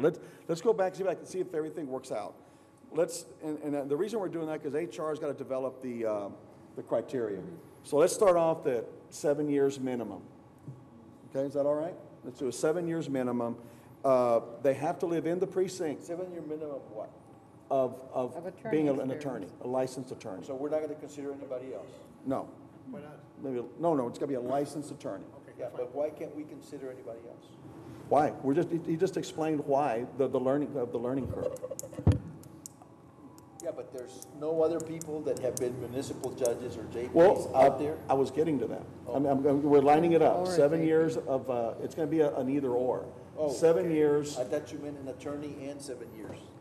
well, no, an attorney that's got at least 7 years of experience, or A a JP. municipal court person that's been, a judge, at least 10 years, or a JP, a former JP that's been on for at least 10 years. Is that all right so far? Could they be outside the precinct? Why couldn't they be Because- outside? Because that's going to really restrict it. Well, you can't, because you got, I asked Bruce to look it up, and what he said he found was that if you're gonna appoint somebody, they have to be within the precinct that they're gonna serve. That's right, Judge, precinct. correct? They also Okay. have to be an American citizen. Well, let's hope, okay, American Okay. citizen. We had the same issue with when we were appointing a constable some time back. They had to live within the precinct that they're gonna run in. Now, this one was up for discussion. What we did when we appointed Mitt Murray was under the condition that he would not run for the post. I know you can't enforce it, but I think it gives everyone a fair opportunity if whoever wants to run versus having an incumbent there that just got appointed. But that's, If we can't enforce it, how do we make it a condition, though? you just, you go by the honor system. That's all you can do. I know that. Okay. That's an honor system. That's not a deal breaker. I'm just saying that I think you want to leave it open. That I'm sure a lot of people are going to run for it, and everybody should be at a level playing field. That's all I'm saying. Yeah, Okay. but when we have somebody new elected, they're going to start from scratch anyway. So why are we putting all these conditions? Because it's only for a year and a half. My suggestion, someone's going to start new, but to get it going, it probably takes you at least a year to figure out how everything's done. And the person we appoint at the end of the year will be gone. Because one, they may not run, or because whoever runs is going to get elected and take over. So you think, okay, so what's the best thing for the office? To have someone learning on the job for the next year that's not going to be there? Or to get somebody that can step in and do the job from day one because of their training and background? And not to say that because you're a lawyer, you're better than anyone else. It's just you've had the education and training to be able to do it with less, I guess, trouble than someone who doesn't have the background. And that's just a suggestion. If you wanna leave it open to not being a lawyer, then that's fine too. It's just understand that the court that we're talking about is a high volume court. It's probably one of the busiest we have in the county. And I'm sure your concern is, how are we going to get an attorney to want to do this with that volume, for what it pays? So the alternative then maybe would be appointing temporary justice, or maybe two of them to cover under the appointment of a temporary justice, not a replacement in the cause of death. And I don't know if we can do that, Bruce. Say that again? I'm sorry. I know there's a statute that allows the appointment of a temporary justice. Yes, there are statutes that do that. And if we possibly couldn't get a candidate that would do a full-time judgeship, maybe we could, under the temporary, appoint two, just kind of like the city of Brownsville has several. For the time being, appoint two justices to take care of the docket. I don't know what you think. There is a means to do that. As a matter of fact, we just discussed temporarily until the court moves on it. There are some statutes too where, for example, Linda Salazar is the next priest or the closest JP. She can handle his docket in his absence. And then she can also draw on other JPs in the county to help her handle that. But because, the way that works, the JPs can exchange benches on the request of the judge. If this is her work now, then she can request that from other judges in the county temporarily. Now, the alternative is to appoint, like we're talking about doing, someone to sit for a year and a half, or, like you said, have temporary justices, and we can have a number of them. So, Now, if we do the appointing temporary justices, do they have to be within the precinct or not? Because it's not this is a temporary thing, not a. I'll have to look to see. I couldn't answer that right off the cuff. Okay. I can go find out. I know where to look. If you want me to go look, I'll find it here in 2 minutes. If you're gonna look for that, you need to look also to see how long temporary can be. Okay. Let me see what I can find out right quick. Sure. I think temporary would be Yeah. until you appoint. Well, I think temporary. From here to Sure. the next. And I don't really, the next election where someone could get elected will be a year from November. No, it's March. Well, that's a primary. March, and what I was thinking is that if you appoint, look, you go out, you have human resources, put the package together, let's see what the applicants look like and decide, okay? And then talk to this individual and say, look, we'd like to have you on under the caveat that you don't run. He said, I'm not going to run, fine, then we move on. If they decide to run, nothing we can do about it. And then. Well, we can remove them and appoint someone else. No, you can't. Once you appoint, you can't remove. Not if we appoint them as temporary justices. That's correct. But I think that's going to create some problems. Unless you're going to go, some guy come in Monday, Tuesday, the guy Wednesday, Thursday, and, I don't know. But I think we need to get the applications out here. Let's figure out, I think we have a consensus that we've got a basic template of what we're looking for, and I think your points are good. You don't have that large of a learning curve. If you're an attorney, civil, you may have to go to a JP class or something, but you've got the basic structure. Well, there's going to be a requirement, whoever gets appointed, they're going to have to do 80 hours That's correct. of education that first year. But you don't learn everything, the 80 No. hours, but I think being an attorney gives you a solid background. And at least for now, if we do with 7 years attorney, let's throw it out. Let's see what, you might have an attorney that's been retired and just wants to do something for a year and a half, or whatever it is. And that's why I was saying a 10-year number. If we're going to use 10 as the number for Don't bother me. for a retired judge that's not an attorney, maybe we use that same number. 7, 10, it doesn't matter. I'm just to keep it the same. I've got no problem. Or a retired judge, 7 years or more, however you want to do it. I don't have any problem with that. If you remember correctly, what happened with Judge David Gonzalez, after he won the primary, he was actually allowed to take the seat right then and there, since he did not have the Republican. Well, he couldn't after the primary. It'd have to be after the general. It's after the general. There's no opponent? November. No. He was appointed after general. No, Right. you never write it. But, August 25th. the other thing we could do, and we don't know that there's not going to be a candidate in both parties. We can't assume that, at the end of the primary, there's only one person left. So the other alternative is what Bruce is looking up instead of appointing them to fill the seat, we appoint as a temporary justice, and that'll allow us, if someone decides to jump on the ballot after they've told us they're not going to run, to remove them and put in someone else as a safeguard. And so instead of going under the replacing someone that's passed away, we just do a temporary justice. And it might work out to appoint more than one. I don't know, what y'all feel, but we could kind of separate it, saying one judge will handle all the civil type cases and the other handle all the tickets, traffic citations, and criminal, and that might be a way to separate them and say both will be responsible for inquests or whatever else. Well, it sounds like we have enough latitude here. I think the most important thing is that we've all agreed that it must be an attorney or somebody that has sat on a bench for 10 years or more. Well, I don't know that we've all agreed. I don't know if Commissioner Garza wants to maybe comment more on that. I don't have a problem with it. Whatever makes things work efficiently. Yeah, exactly. And that's, I don't want to, say that people that aren't lawyers can't do the job, because we have very good judges that aren't lawyers that do the job. It's just because it's a short time frame, it may not give them the opportunity to get through that learning curve before it's time for someone else to That's right, take because this over. person would run in 2012 and then run again in 2014. Right. So, okay. All right, so do you want to give direction? Do you want to wait for Bruce on that, or just want to tell, or just, there he is.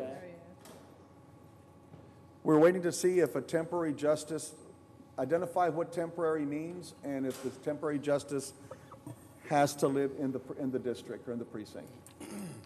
Okay. Let me say. You're on the air. I may have to revise what we were talking about. This particular section 27.055 is Hold on, the one that talks about. he's going to go on his iPad real quick to Yeah, go confirm ahead. what you're saying, all right? Take a look at this with me, Commissioner. I love it. It says, it talks about in the event a justice of the peace is disqualified, is sick, or absent from the precinct. That's a little different from what we have here, since we have a justice who's deceased. Well, but he's absent from the precinct. Come on, guys. I think maybe, now that I look at these preliminary parts of this statute, look at B, if you will. If a justice is temporarily unable to perform official duties. Okay, we're not talking about a temporary situation here. Permanently. Now that I look at this thing again, I ran across this the other day, and we had discussed appointing a replacement, not a temporary justice. But here, it looks to me like what we're talking about is the process for appointing a replacement, not a temporary justice, So that doesn't work. because it's not going to work. Okay. All right, end of story. So then we, well. It has to be someone in the precinct, and it's someone that will. So Robert, where's Robert? Robert, start developing, and just run it by everybody, so everybody knows we're all on the same page. Post it or begin the process 7 years or more as a practicing attorney, 10 years or more non-attorney, but, and correct me if I'm wrong, either a municipal court judge or a former JP, must live in the district. In the precinct? Yeah, in that precinct. And Judge, I mentioned that American citizen thing a minute ago because there are licensed attorneys practicing in Cameron County and have been here for many years who are not technically American citizens. Okay, well, just follow that they have to follow the election code or whatever. Let's be qualified per the statute. Yeah, whatever it is. Now, do you want to talk about, do you want to, in the process, must be willing to not run, or just leave that open? Well, legally, I don't know that we can put that in there, Bruce, can we? Well, like the judge says, it's probably a gentleman's or a gentlewoman's agreement, however the case may be. I don't know that we can specify that. We can do it during the interview process? Just mention it. Sure, I mean, if they agree voluntarily, Look it up, man. if they were to agree voluntarily, I think I know the answer, but. if they were agreed voluntarily to waive that right in the interview process, maybe so. But I don't know that we can make that a qualification, because it's not a qualification for a judge to be appointed to replace a deceased judge by statute. And that might fall under political oppression anyway.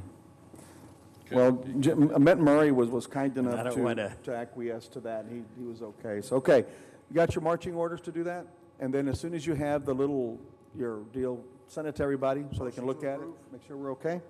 Now, one quick question, Bruce, and just to clarify this, does the part about them living in the district mean from the time they get appointed or for the last 6 months before they get appointed? Because that's the requirement to run. It is the same requirement. The requirements to run are the same requirements for the for the appointment of a replacement. So Okay. he would have to, or she would have to live in that precinct for 6 months prior to the appointment. Okay. Just to clarify that, so you can put that on So the. we're gonna use the requirements to run and then ask them not to run. Correctly. I think that we ought to appoint whoever the best person is. I agree. Let them decide whether they want to run, not run, or whatever.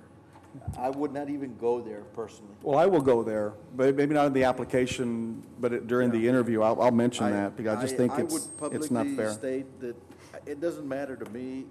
I think that what matters most is to administer justice in the court in the most efficient way we can. And Judge, like right now, who's taking care of it? Are they sharing the different justices? Yes. As I understand it, Judge Salazar is kind of handling it. I think there are other judges that are coming to the court also, from what I heard. Yeah.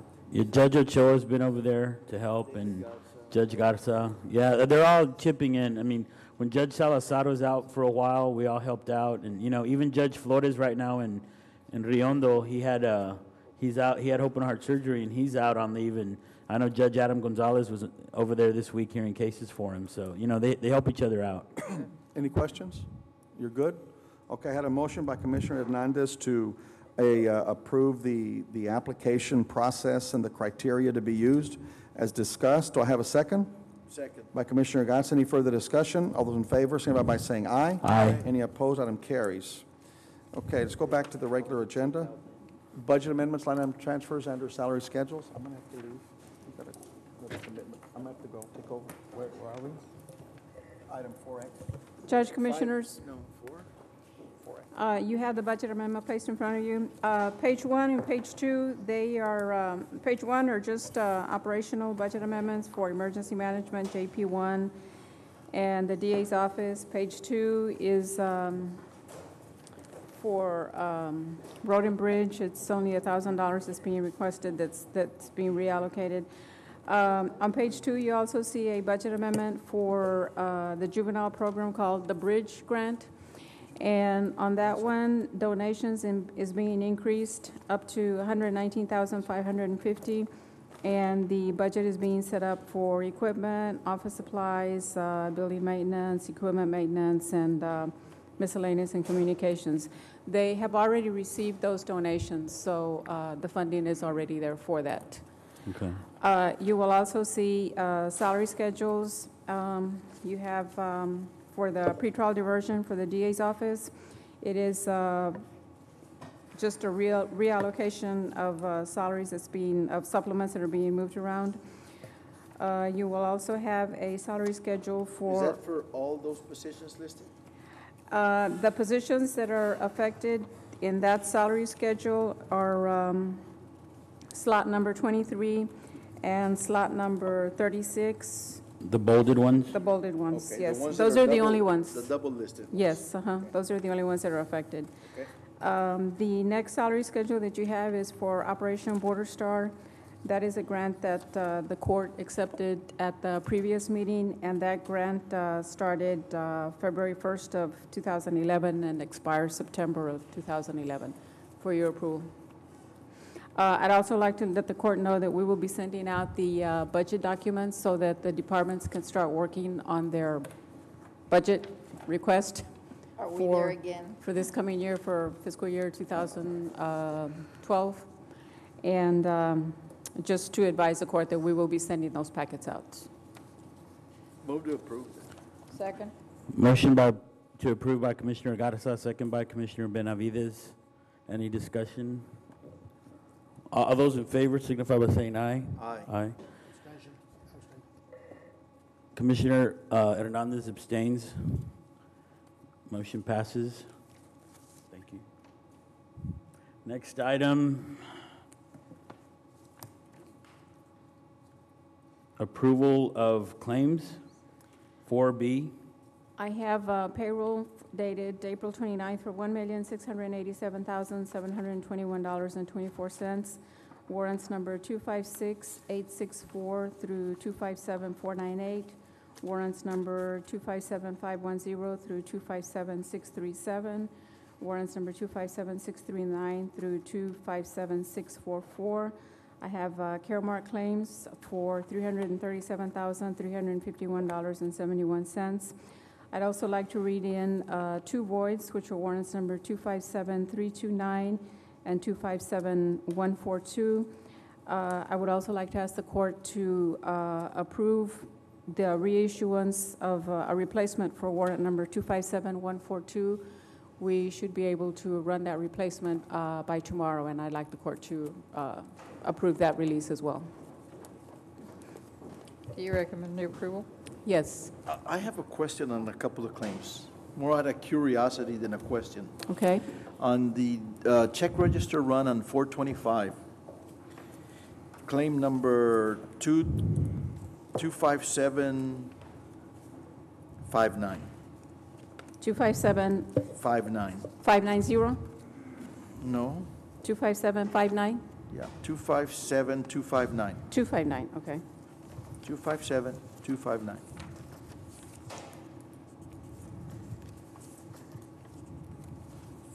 I was under the impression that we were under contract for a certain amount of money, Yes, we are. and I see like a much larger amount being paid on that check than what I remember to be the amount of what we were under contract for. And I can understand, I can understand like the second item, but I don't know about the rest of the items. We will look into the contract. I know that the one for the external audit for adult probation is separate, and the RMA, obviously, the second and third item listed are separate, are not included in Cameron County's request. But this has been reviewed already. If you'd like, the court can set it aside. or I can No, get I back don't to have a them. problem covering it, just so that I would, I just want to, I remember an Yes. amount, and then all of a sudden I see a larger amount, and I want to Right. just clarification, if you can just email all of us Sure, clarification. sure. Okay? Yes, we have clarified it already, but I will check into it again. Okay, and then I have one more question. I probably should, it appears to be a misprint. It's 257344. 257344. The Joe amount, Giovetta is travel, that a it's correct about- amount? Yes, his travel exceeded what was given to him as an advance, and we owed him $1, and we cut him a check for $1. Okay. I said, I totally remember. I wouldn't turn in that, but I guess, I didn't know what it was, just out of curiosity.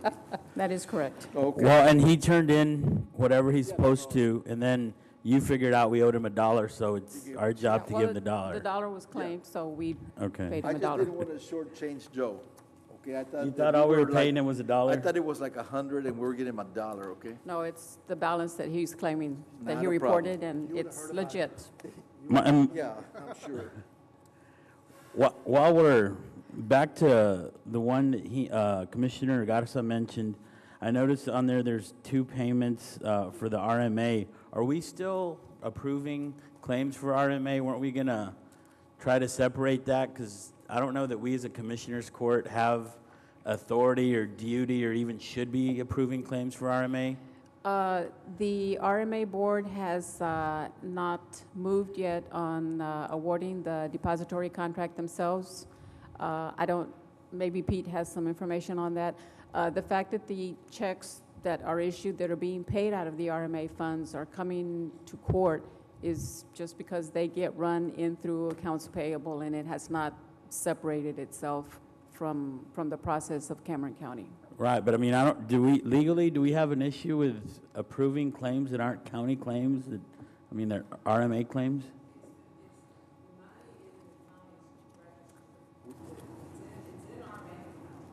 Right, and that was another thing. We had talked about separating, because we're independent entities.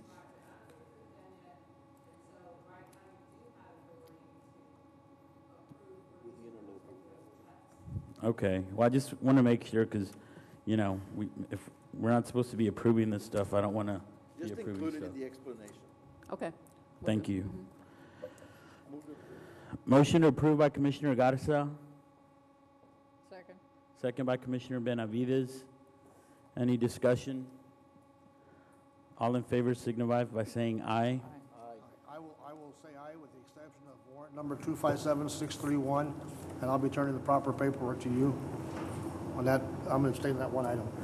And I will abstain with warrant 257623. All right, next item. Approval of minutes for the March 31st, 2011 regular meeting. So moved. Motion by Commissioner Garza. Second. Second by Commissioner Benavides. Any discussion? All in favor signify by saying aye. Aye. Motion carries. Let's Item D, discussion and possible action on approval to change policy on the installation of drive culverts for driveways on new subdivisions.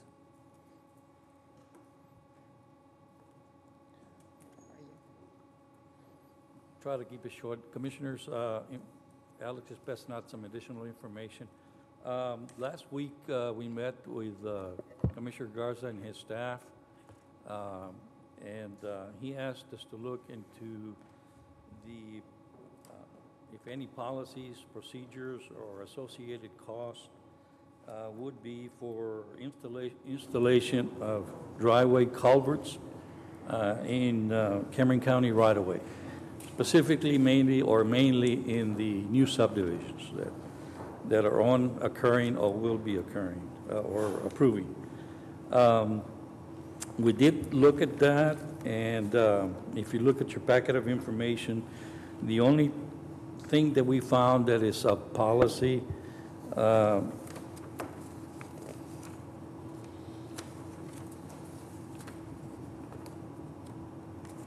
is in the Cameron County Road and Bridge Operation and Transition Plan, which was approved by the Commissioners Court on September 9th, 1997. This is comes from the precinct consolidation, and there is a policy in there, and there may be some more recent policy, but we didn't find anything else.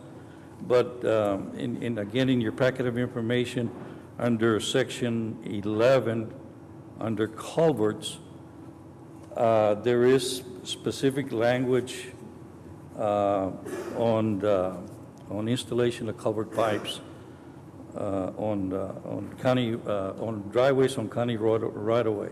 And I'm going to read, just for the record, which is a real short paragraph, the existing road policy. Again, under Section 11, culverts, as quoted, pretty much what's in the policy. It says, dry culverts where the county road right-of-way shall be permitted and sized by the county, which we do that. Only reinforced concrete pipe culverts will be permitted. Culverts shall be a minimum of 30 feet in length unless driveway over the pipe is concrete, in which case a culvert may be the width of the driveway. A new driveway culvert shall be provided by the property owner and installed by the county. Existing culverts within county right-of-way, in this case, county roads accepted into the county road system, will be replaced as needed by county at county expense. We did. And we really, in that discussion, we did not have a problem with that part of the policy. That's correct. Okay. I think that to cut to the chase for the Commissioners Court is we're having new subdivisions that are being taken to Mr. Hinojosa and Alex for approval. And some subdivisions have urban roads, some subdivisions have rural roads. When you have an urban road, of course, a driveway is built up to the edge of the road that is being built with curb and gutter. Not a problem. When you have a rural subdivision being developed, the developer just leaves open ditches for drainage bar issues. ditch. Yeah, bar ditch. What we've encountered is that some of these subdivisions, if they're not in the first 3 years completely full, you start losing the drainage in those bar ditches because there's no pipes or culverts going across. What's occurring is we have a brand new subdivision of 52 lots that is being proposed and worked on. And all we're going to have in all these 52 lots is bar ditches everywhere with no culverts. The county is going to have to, in essence, my concern was finish out that subdivision by providing all the work and effort to put that culvert in. That ought to be a development cost to me, not a county subsidized subdivision cost. Now, on existing roads, you know, in existing areas, not a problem. But on a brand-new subdivision that is just being developed, why should we have to fund that? And this is typical of all subdivisions that are rural, that are in the books right now for approval. Right. So not only that one, but others. Others, you know, there's. Throughout the county. I mean, you know, we get upwards of 300 pipe installation permits a year. And that's where it all boils down to. 300 to 400 pipe installations a year, many of which are in brand-new subdivisions that we just approved, which cost us almost $200,000 a year to do. And, you know, that ought to be a cost borne by the developer, not by the county. In my opinion, I don't know about what you guys think. And that's why I brought it to Ernesto and Alex. I says, look, why are we subsidizing, you know, I mean, in essence, if you do an urban section, which is more expensive to do, okay? The developer pays for it. Pays for it. In a rural section, which is less expensive to do. We're picking up the tab. We're picking up the tab. And I guess historically, probably the reason it was put in there was to ensure that the culverts were put in properly to make sure that the drainage was correct. I mean, I know recently we did some cleaning out in one of our subdivisions in La Paloma, and you know, we had different elevations, and so it was difficult because you need to have water flow from here to here, and if the ditch isn't at a grade this way, you're going to have sitting water between them, and you have problems. And so I think originally this was put into place, but without the conceptual idea that, you know what, we'll put them in, they're going to pay for them, or they have to put them into our specifications. Right. So under current policy, as the commissioner was saying, the county does provide for the installation cost and the material to cover the pipe. Now, the property owner pays for the pipe itself, which is, you know, 2 sections of pipe at about $120. Could we figure what? Because again, you have a problem, I think, saying the developer versus the landowner, because the developer might create the subdivision, and you may have some vacant lots for many years, and then the developer's not around. So maybe there'd be an alternative way to maybe increase the fee to get your building permit, so we could include the cost of that pipe and the materials. I don't know if that's a possibility. Well, we were going to recommend or suggest to the court to look at, and you see the first estimate, just briefly to look at it, the cost to the county, that includes material, equipment, and labor, and you'll see a copy of the handout that was just given to you. The first estimate shows the breakdown, the current breakdown of what the county incurs during a typical installation. And if you look at the material, you know, it's $128. Of course, the lot owner pays for that now, but the caliche and the equipment and the labor altogether, if you look at the bottom of the tally there, the total estimated cost is $632 to the county, not including the pipe. If you add the pipe, which is $760, so it'll be $760 per installation. If you look that over 300 installations, say a year, and I don't know exactly how much we run, but more or less, then you're talking about significant cost. There could be a savings if we offer or change the policy for the developer to incur that cost. Under our current subdivision rules and regulations, we would have to incorporate this new policy into the subdivision rules and regulations, in which case the subdivider would have to pay upfront the installation cost, which the second sheet of the estimate will show you more or less that cost would be to the subdivider, which is total cost would be about $678 per installation. He would have to pay that upfront or post a bond. post a bond or install it, just like we do everything else, either bond it or Accept or install existing it. type. Yeah. Well, the only concern, I require- guess, or issue is what happens to developers or someone that subdivides that has a, you know, the idea of, I'm going to subdivide this property, but I want it for my kids when they grow up to build a house here, which, you know, doesn't always happen. I mean, are you going to require them to make that investment up front? I mean, and that's why, and the other thing is with people that already have existing subdivisions, okay, can we go back and retroactively charge them for this? Or, I don't think so. right, so, I'm just we looking. couldn't do that. Right. You know, it's just when I saw these subdivisions and I see these open driveways, I says, man, here we are spending $40,000. We know we're gonna spend that much minimally, and we're approving the subdivision knowing it's gonna cost us that much to do. You know, it doesn't hold. So this would apply only to the new ones. New ones, Okay, or under the, under construction now. so what about then, my other idea, and I don't know if we can do this, is before you give the building permit, make that a requirement. It's good, you know, add that cost to the building permit saying, we're gonna add this cost, but we're gonna put in, you know, your culverts and pipes. Well, And that way we take care of every single property from here on out, whether it's been designated already or it's gonna be designated in the future. Well, those are options that. I don't know, I mean, you what do you think? I think it's, you know, I would hate for us as a county to impose on a permitting fee the cost to put the pipes. I think that it ought to be the developer that somehow.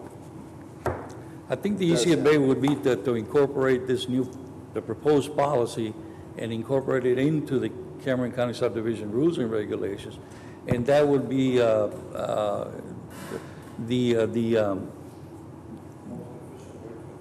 exactly, because you already have a policy that's implemented into some But regulations. for existing, right? No, just for the new ones. You're not gonna get. Only for new subdivisions. The new one, if the developers inside the city have to put it all. Had to put it on. So why are That's they what we're filmed saying. outside the city limits? Put them in and at his cost. Now, he's gonna turn around, of course, and incur it into the buyer, but a lot.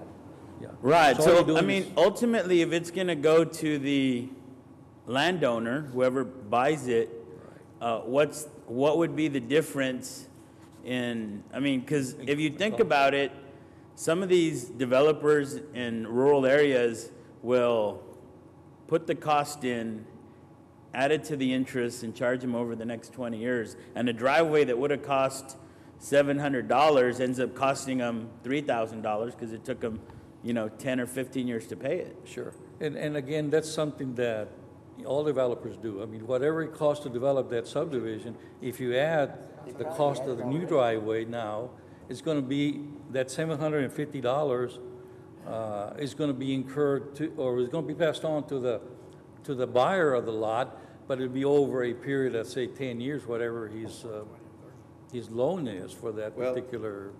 You know, thing, I think that what we need to, and possibly we don't need to act on this today. No, I think that just what to we, consider. you know, we need to see how the rest of the court members feel about bringing this back to the full commission, or, I mean, what are, I don't know, I mean, do you think that this is like off the wall, or should, you know, what are your thoughts, Sophie? I feel that ultimately the developer should make sure that when he sells a lot, that he's, you don't go buy a house and you don't have the steps to walk into your home, right? Hope not. Well, I mean, you buy the whole package deal. Yeah. You know, you need to have the culverts there, you need to put the pipe. I mean, that automatically comes with it. Because it's only in rural cross-section roads that this occurs. Those folks buying in the urban cross-section roads have the driveway to their lot. Yeah, well, my only concern, I guess, there is the whole idea of, a lot of times when people buy rural, they're buying because of the cost saving of being able to buy rural than buying in town. And by adding this cost to the developer, charging him up front, he's gonna throw that cost in there to that person who may eventually develop it 15 years down the road, I mean, you know, I have a 1-year-old son. I may buy a lot for him so that when he grows up, he can build a house there. But I'm going to have to put in a culvert now or pay for a culvert now that may not get put in for 25, 30 years. I mean, I don't know. And so that's the only reason my thought is if you attach it to the building permit, if they're never going to build or develop it, then why charge them that up front? Well, the other alternative is a new culvert in newly approved subdivisions would be provided for and installed by the owner of the lot. Yeah. You know, I mean, that's the other thing, you know, I mean, let the owner of the lot, I mean, if that's, right? What do you think, The Commissioner? county should not bear the cost. That's Bottom bottom line, line, the county should right? not bear the cost. Yeah. I agree. You talk about buying a lot for your son or my son or whatever, but what if your one lot, that lot stays empty for the next 15, 18 years, but the 3 lots down have already been developed? Well, they're gonna put those culverts, they're all gonna be connected until they get to the empty lot. And at that point, you gotta connect and do your part. No, the ditch is empty there.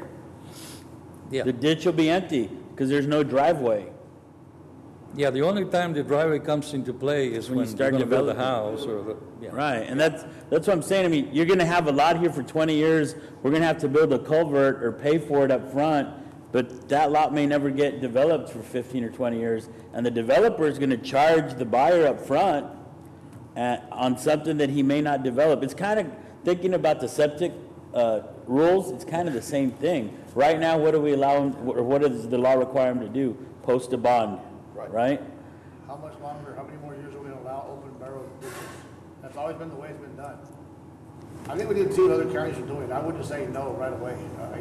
I understand your argument, but we're going forward, not going backwards as far as, you know, progress and development, you know, the way things are being developed now. So basically, Subdivision rules are changing every day. We can't require, and please correct me Ernesto if I'm wrong, we cannot require urban cross-section roads in subdivisions developed outside in the county area, right? I mean, we can't say we will not allow rural cross-sections in any subdivision in Cameron County. Right. We have in the city. Yeah. The city can, but I don't believe that the county has that authority. We may not. No, I don't We think don't have do. that authority. I don't think we do. But I was going to maybe suggest for tonight's discussion, maybe bring back the item for the next commissioners' meeting to discuss both options, which the commissioner was saying that we can either do it through the permit process or incorporate and say, adopt it into the subdivision rules and regulations and let the developer pay for it. and if you don't mind, I don't know if this would be too much of a task. Maybe kind of look at a few subdivisions out there that have been built over the last 10 or 15 years and see the type that have purchased it 10, 15 years ago but haven't built yet. To kind of get an idea, Yeah. you know. We have record of that. so Yeah, we and can that's look at the- my concern. You know, you're going to, you know, these families that, you know, dollar down and pay for the rest of your life, you know, you're going to pay for a $700 culvert that you may not install, you're going to end up paying $2,000 over the next 15, 20 years. Okay. So So I recommend that we probably close the meeting or the agenda item, table it till the next. Yeah. So moved. Second. Motion by Commissioner Hernandez to table, second by Commissioner Garza. Any discussion? All in favor? All I wanted to make sure and do is put it on the table. So I we can think it's start worthy of discussion, especially when I hear these guys saying that they need new technology or new software to run some programs. They can't find any money. I says, well, you know, there's one way right there. Here's some. So, thank you, Mr. Novosa. Yes, sir. All in Alex. favor signify by saying aye. Aye. Motion carries. Item E, consideration and authorization to hold a public hearing regarding the rezoning for lots 8, 9, and 10, Block 1 of Oceanside subdivision is recorded in volume 17, page 28 of the map records, Cameron County, Texas. Again, this is a public hearing, and if there's no objection from the public or any public comments against the hearing of regarding the request, we recommend that we close the public hearing. Motion. Well, do we need to open it first? Yeah, Or open and then, Move to open. Motion by Commissioner Garza to open, second by Commissioner Benavides. Any discussion? All in favor signify by saying aye. Aye. Motion carries.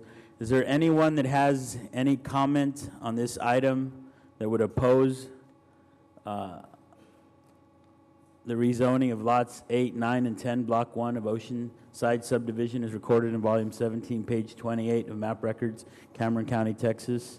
Speak now or forever hold your peace. Motion to close by Commissioner Hernandez, second by Commissioner Garza. Any discussion? All in favor signify by saying aye. Aye. Motion carries. Item F, 4F, consideration authorization to approve the rezoning request for lots 8, 9, and 10, Block 1 of Oceanside subdivision is recorded in volume 17, page 28 of the map records of Cameron County, Texas. So moved. Second. Is that the same? Oh, no, that's page 28, okay. We already had the public hearing. It's the same one. Motion by Commissioner Hernandez, second by Commissioner Garza. All in favor, any discussion? All in favor signify by saying aye. Aye. Motion carries. Item 4H, consideration and possible action for Commissioners Court to go paperless on agendas and all backup materials for future Commissioners Court meetings. Ladies and gentlemen, I put this item on, and the reason I did it is because of all of this. You know, every week, I think there's 14 copies of this made, and it's just ridiculous the amount of time and effort that we spend in paper. And not just that, as highly technical as we are now, having to run stuff in from the island every day or 2 times a week for an agenda item, or bring stuff from La Feria or from Harlingen, when it could be emailed in with some type of electronic signature or some kind of stamp. Or Santa Rosa, don't forget Santa Rosa. Excuse me. It would be so much easier and so much less time and effort by us to move forward. And I think the bottom line is that there are laptops already available for the commissioners. And if we went to a paperless agenda, I know we can't do it and everything. I know there's going to be constantly be reports and binders and stuff like that. That's different. But for the actual agenda itself, it'd be so much easier and more simple to work off laptops. Did we buy a system, Robert? We have a system. Well, then we need to implement it. Anyone? Yeah. Bueller? Yeah, well, Joe and I have been actually working on different methods on how to approach this to make sure that we have an easier, user-friendly solution for everybody all around. I think that's probably been the key word, is the user-friendly side, to make sure that everybody's able to use it easily. But aren't they I mean, didn't we buy like a canned system? Yes, sir, that is correct, yes. The county clerk paid for it. So we have a system that's not being used? Yes. Yep. Why not? There was actually the end system of the minutes portion is being used. The front part of it, which is the actual routing of the agenda with a workflow, that's the portion that's not being used. Is that why we have these monitors here, so that stuff could be pushed up on the monitors, or? Actually, it'll be anything that's on the projector should be seen on the front screen. These things haven't been working for a while. I don't know if you knew that. Yes, yeah, we actually, we have a, But they're bringing somebody from Wisconsin or From something? Canada? they're actually from Oklahoma. There was actually the office from Ford Audio Videos from Austin. They moved to Oklahoma. So that's another subject, I think we probably for later discussion, but it's actually. But would we be able to see those items on here? No. Through the system, through this Well, electric?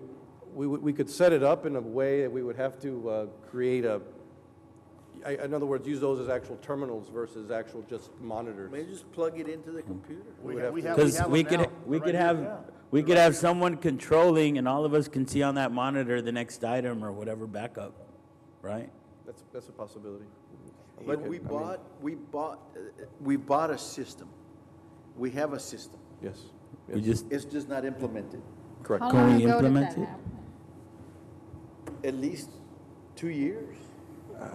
At least a year. I don't know if it's been 2 years, at least a year. It's been, I think we need to approve this and go forward. I know some of the stuff that Martha gives us, it may not be able to be downloaded with the agenda, but, a couple of these is not a problem. It's just this ridiculous amount of paper, we end up throwing most of it away, except for the important stuff. Well, it's all important, Commissioner. Huh? It's all important. Yeah. But, well, I think specifically like Martha, a lot of times on our court date, we get Martha's stuff right before the meeting. And so, you know, it's hard to get through all that stuff. If you could submit that to us electronically, then that would be easier for us to review it and have a little bit more time than, you know, last minute, which, so why aren't we using the system, Robert? The purchase system allows, it will create a cutoff date. So the date that would set forth, for example, in a hypothetical situation, that would be the cutoff date for the agenda item. So if there's an agenda item after that cutoff date, the administrator of the electronic agenda would have to go in there manually and adjust it. Put them in? So the end user, for instance, myself, or in this situation, Martha, would not be able to add anything extra unless the privileges are allowed at that level to add it. But I think that maybe you don't have privileges to add agenda items, but you could have privileges to add on all the backup to an agenda item. Correct, yeah, and that would require, and I know one issue we ran across was that every office would have to have a scanner. And I think that was being pushed out with the Odyssey program as well. So that was one issue that we came across, because all the backup documentation would have to be scanned into the electronic agenda system. But you don't need, I mean, if you have like a central person that receives the information. You could fax it and have them scan it, right? Email it. Everybody has email. Or fax it and have them scan it, and then you put it in, right? If they can do that, yeah. The only thing would be the signatures, the routing of the signatures of the actual agenda item, where that individual, or we can have somebody here centrally located here, that could do the routing of the agenda item. Well, but like, for instance, if I want to put something on the agenda, I get this agenda request form. Yes, sir. Fill it out, sign it, and I can either scan it, if I have a scanner. If not, I can fax it in to the administrator's office, have someone scan it there, and then put it in. Sometimes it requires multiple approvals. You know, if we need approval from the budget officer or the auditor or legal or purchasing. Approval for what? To put on the agenda? Yes. Well, can't they each sign a request and send it in? I mean, or can we just email it to everybody that needs to approve it? Right. They would need to do that prior to sending it to our office. Which would require the scanning mechanism. Right, exactly. Now, could we set up scanners maybe if all departments don't have them? Maybe a centralized place, like you can go to the San Benito Joe Rivera Aurora de la Garza Annex and scan there if your department doesn't have one? I mean... Yeah, that's what needs to happen. I think We'll when we scan it last for broke everybody in off... my office. I don't have a problem. And we can scan in my office too. When we last broke off, I think that was one of the issues we had, is that not all offices had that capability. Okay. But that's, you know, they're still going to have to get all the signatures that are required for approval before submitting it to our office. Yeah, but you can get it electronically. Yes, yeah, no, it's not an issue. No, once everybody that needs to sign off they can just email it, scan Right. it, email it. I mean, So instead of Mayor Vega driving from, you know, Padre Island to come get signatures to turn it in, he can just... And some departments already do that. They scan, you know, to legal, and the legal signs off, sends it back. So,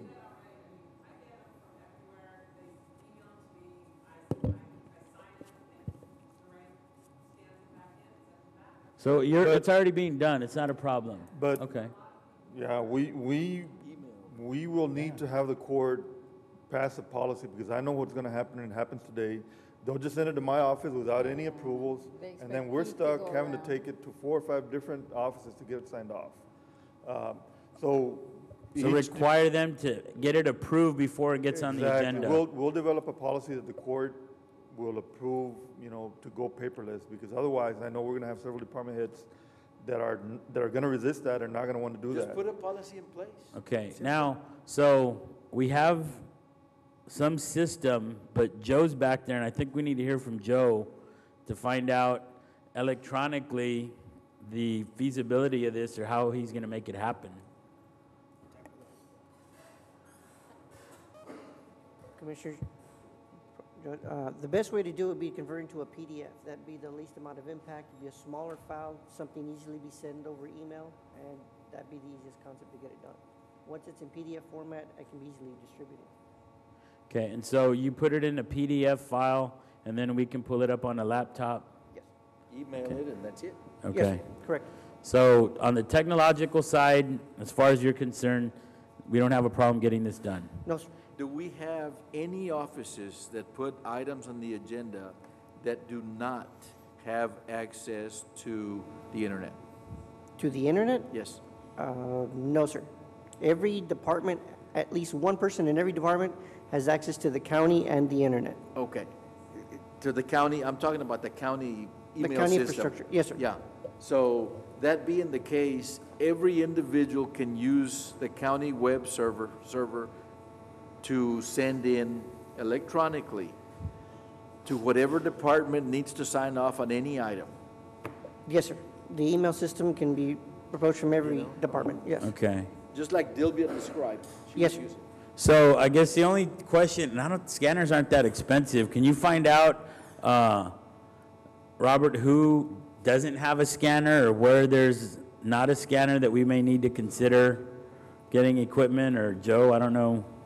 I know with the Odyssey implementation, a lot of departments have recently purchased scanners, so we can take an inventory of the departments that still don't, but if it might be very little. So we can get an idea what the cost may be to adjust, budget or whatever we need to make it happen. Because, there's no reason why we should have a stack of 10 pounds of paper to carry around. Okay. Yeah. Joe's willing to send out an email to department heads asking them to get a quick survey of who doesn't have one, who does. Okay, so do I hear I'll make the motion. My concern, I guess, is, you guys start trying to put the policy in place. Yes, sir. Along with this other issue of paperless, Yes. and get it back as quick as you can. Okay. So do I hear a motion to develop a policy to implement procedures to go paperless with our agendas? Motion by Commissioner Hernandez, second by Commissioner Garza. Any discussion? All in favor signify by saying aye. Aye. Aye, motion carries. 4I, discussion, consideration of security issues as they relate to county building business hours and limitations, if any, on weekend use of the county buildings. Can you turn on your microphone, please? Is that better? Yes, thank you. I'm sorry. I turned it up because I was talking to Commissioner Benavides. I put this item on the agenda because I've had some concerns from some of our elected officials at the main building and some of the judges as to the accessibility of the main courthouse, especially at nights and on weekends, that people actually go in there on weekends, and I guess some of the marriages and some of the stuff that goes on Saturdays and Sundays. And the judges, basically got concurrence from them, and they all agreed that we should shut down county buildings, pretty much county-wide, after a certain hour in the evening and on weekends, except for the recreational facilities, and maybe some of the learning centers that you have in precinct 2, 3, and 4. But we have, We don't have any learning centers. Okay, precinct 4, excuse me. We have all the learning centers. Anyway, I think it would behoove us to create tighter, more security for the courthouse, the main courthouse, especially on the weekends, and restrict access. And I'm not talking about employees going in there or actually county officials.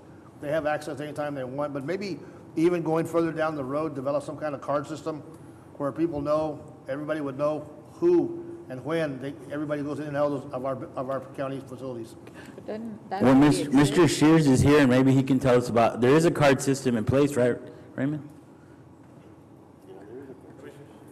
Yes, there is a card system in place, but it's basically open to everyone that has access to the building as per the judges. So there's no way to know which card came in and left? The way it's set up right now, there was a system at one time set up, but since maintenance has moved from that office, which is now being held by Judge Rosas, now those wires are cut. There's no way to actually tell who's coming in and who's going out. Do you agree with having the facility locked down at a certain hour, especially Yes, on sir. the weekends? Yes, sir. Okay, so that was the general concurrence was that they need, they're not there 24 hours a day, and that's the problem. So they need to have people there. I mean, have it shut down so nobody goes in or out unless you're authorized. Is that a security issue that you Yes, sir. think we need to address? Most definitely. We are limited on finding out who actually comes in on the weekends and on evenings. Mind you, there's a list of people that do have access, and we have that list of people that has access by card number to identify each person. Are you talking about like weddings or what? I understand there's been a lot of weddings and stuff and different functions on the weekends. Right. And But- nobody knows who goes in there out. After Friday night, it's pretty much. Let me ask you, they have like passport days sometimes when they do it on a weekend, and they have passport fairs. Yes, sir. Do y'all go in and work security, or is it just opened up for whoever to go in? Well, passport fairs are a little different. Whenever they have a passport fair, Arroyo de Garza's office contacts me, and then we set up an arrangement with the rest of the bailiffs to provide security for them people coming in. At that particular time? Yes, sir. From the time they start to the time they end, we make sure that everybody's out of the building when they leave. Other than the people that are actually working for the county itself, we don't monitor them after hours or after that time period.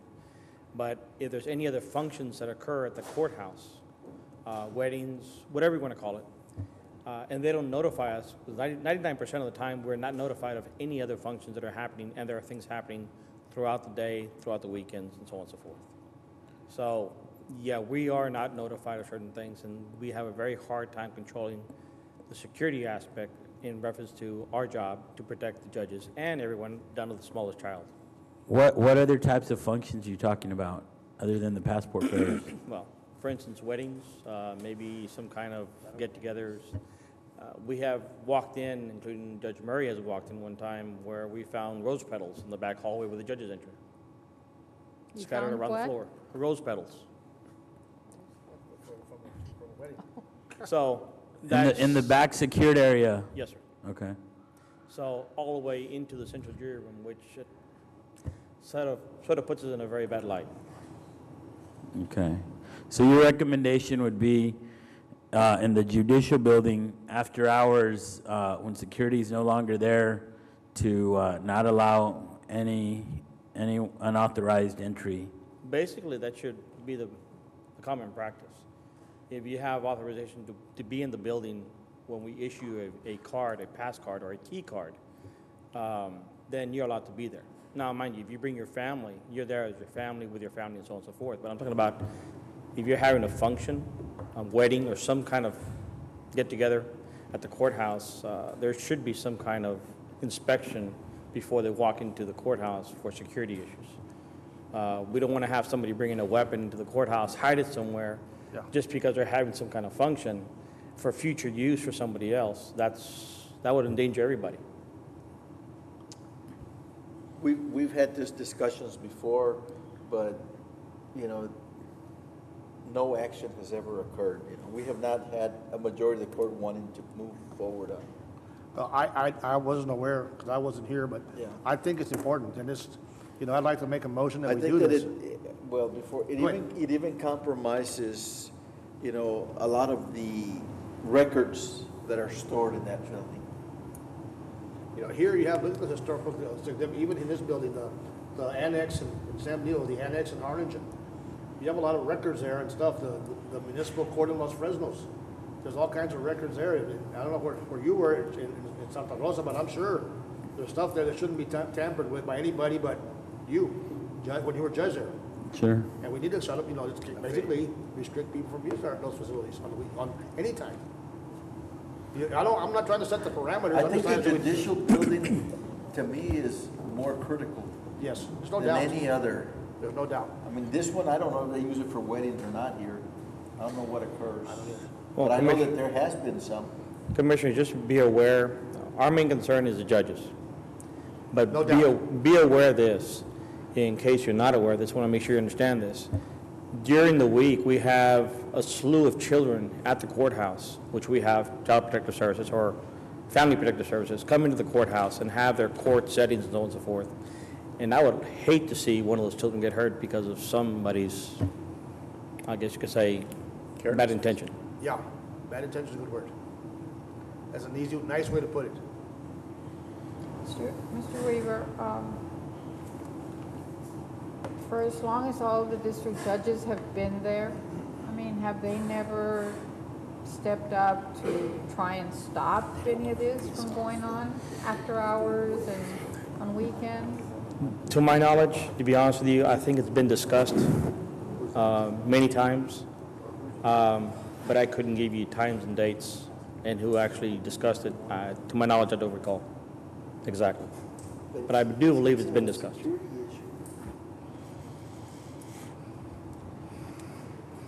Okay.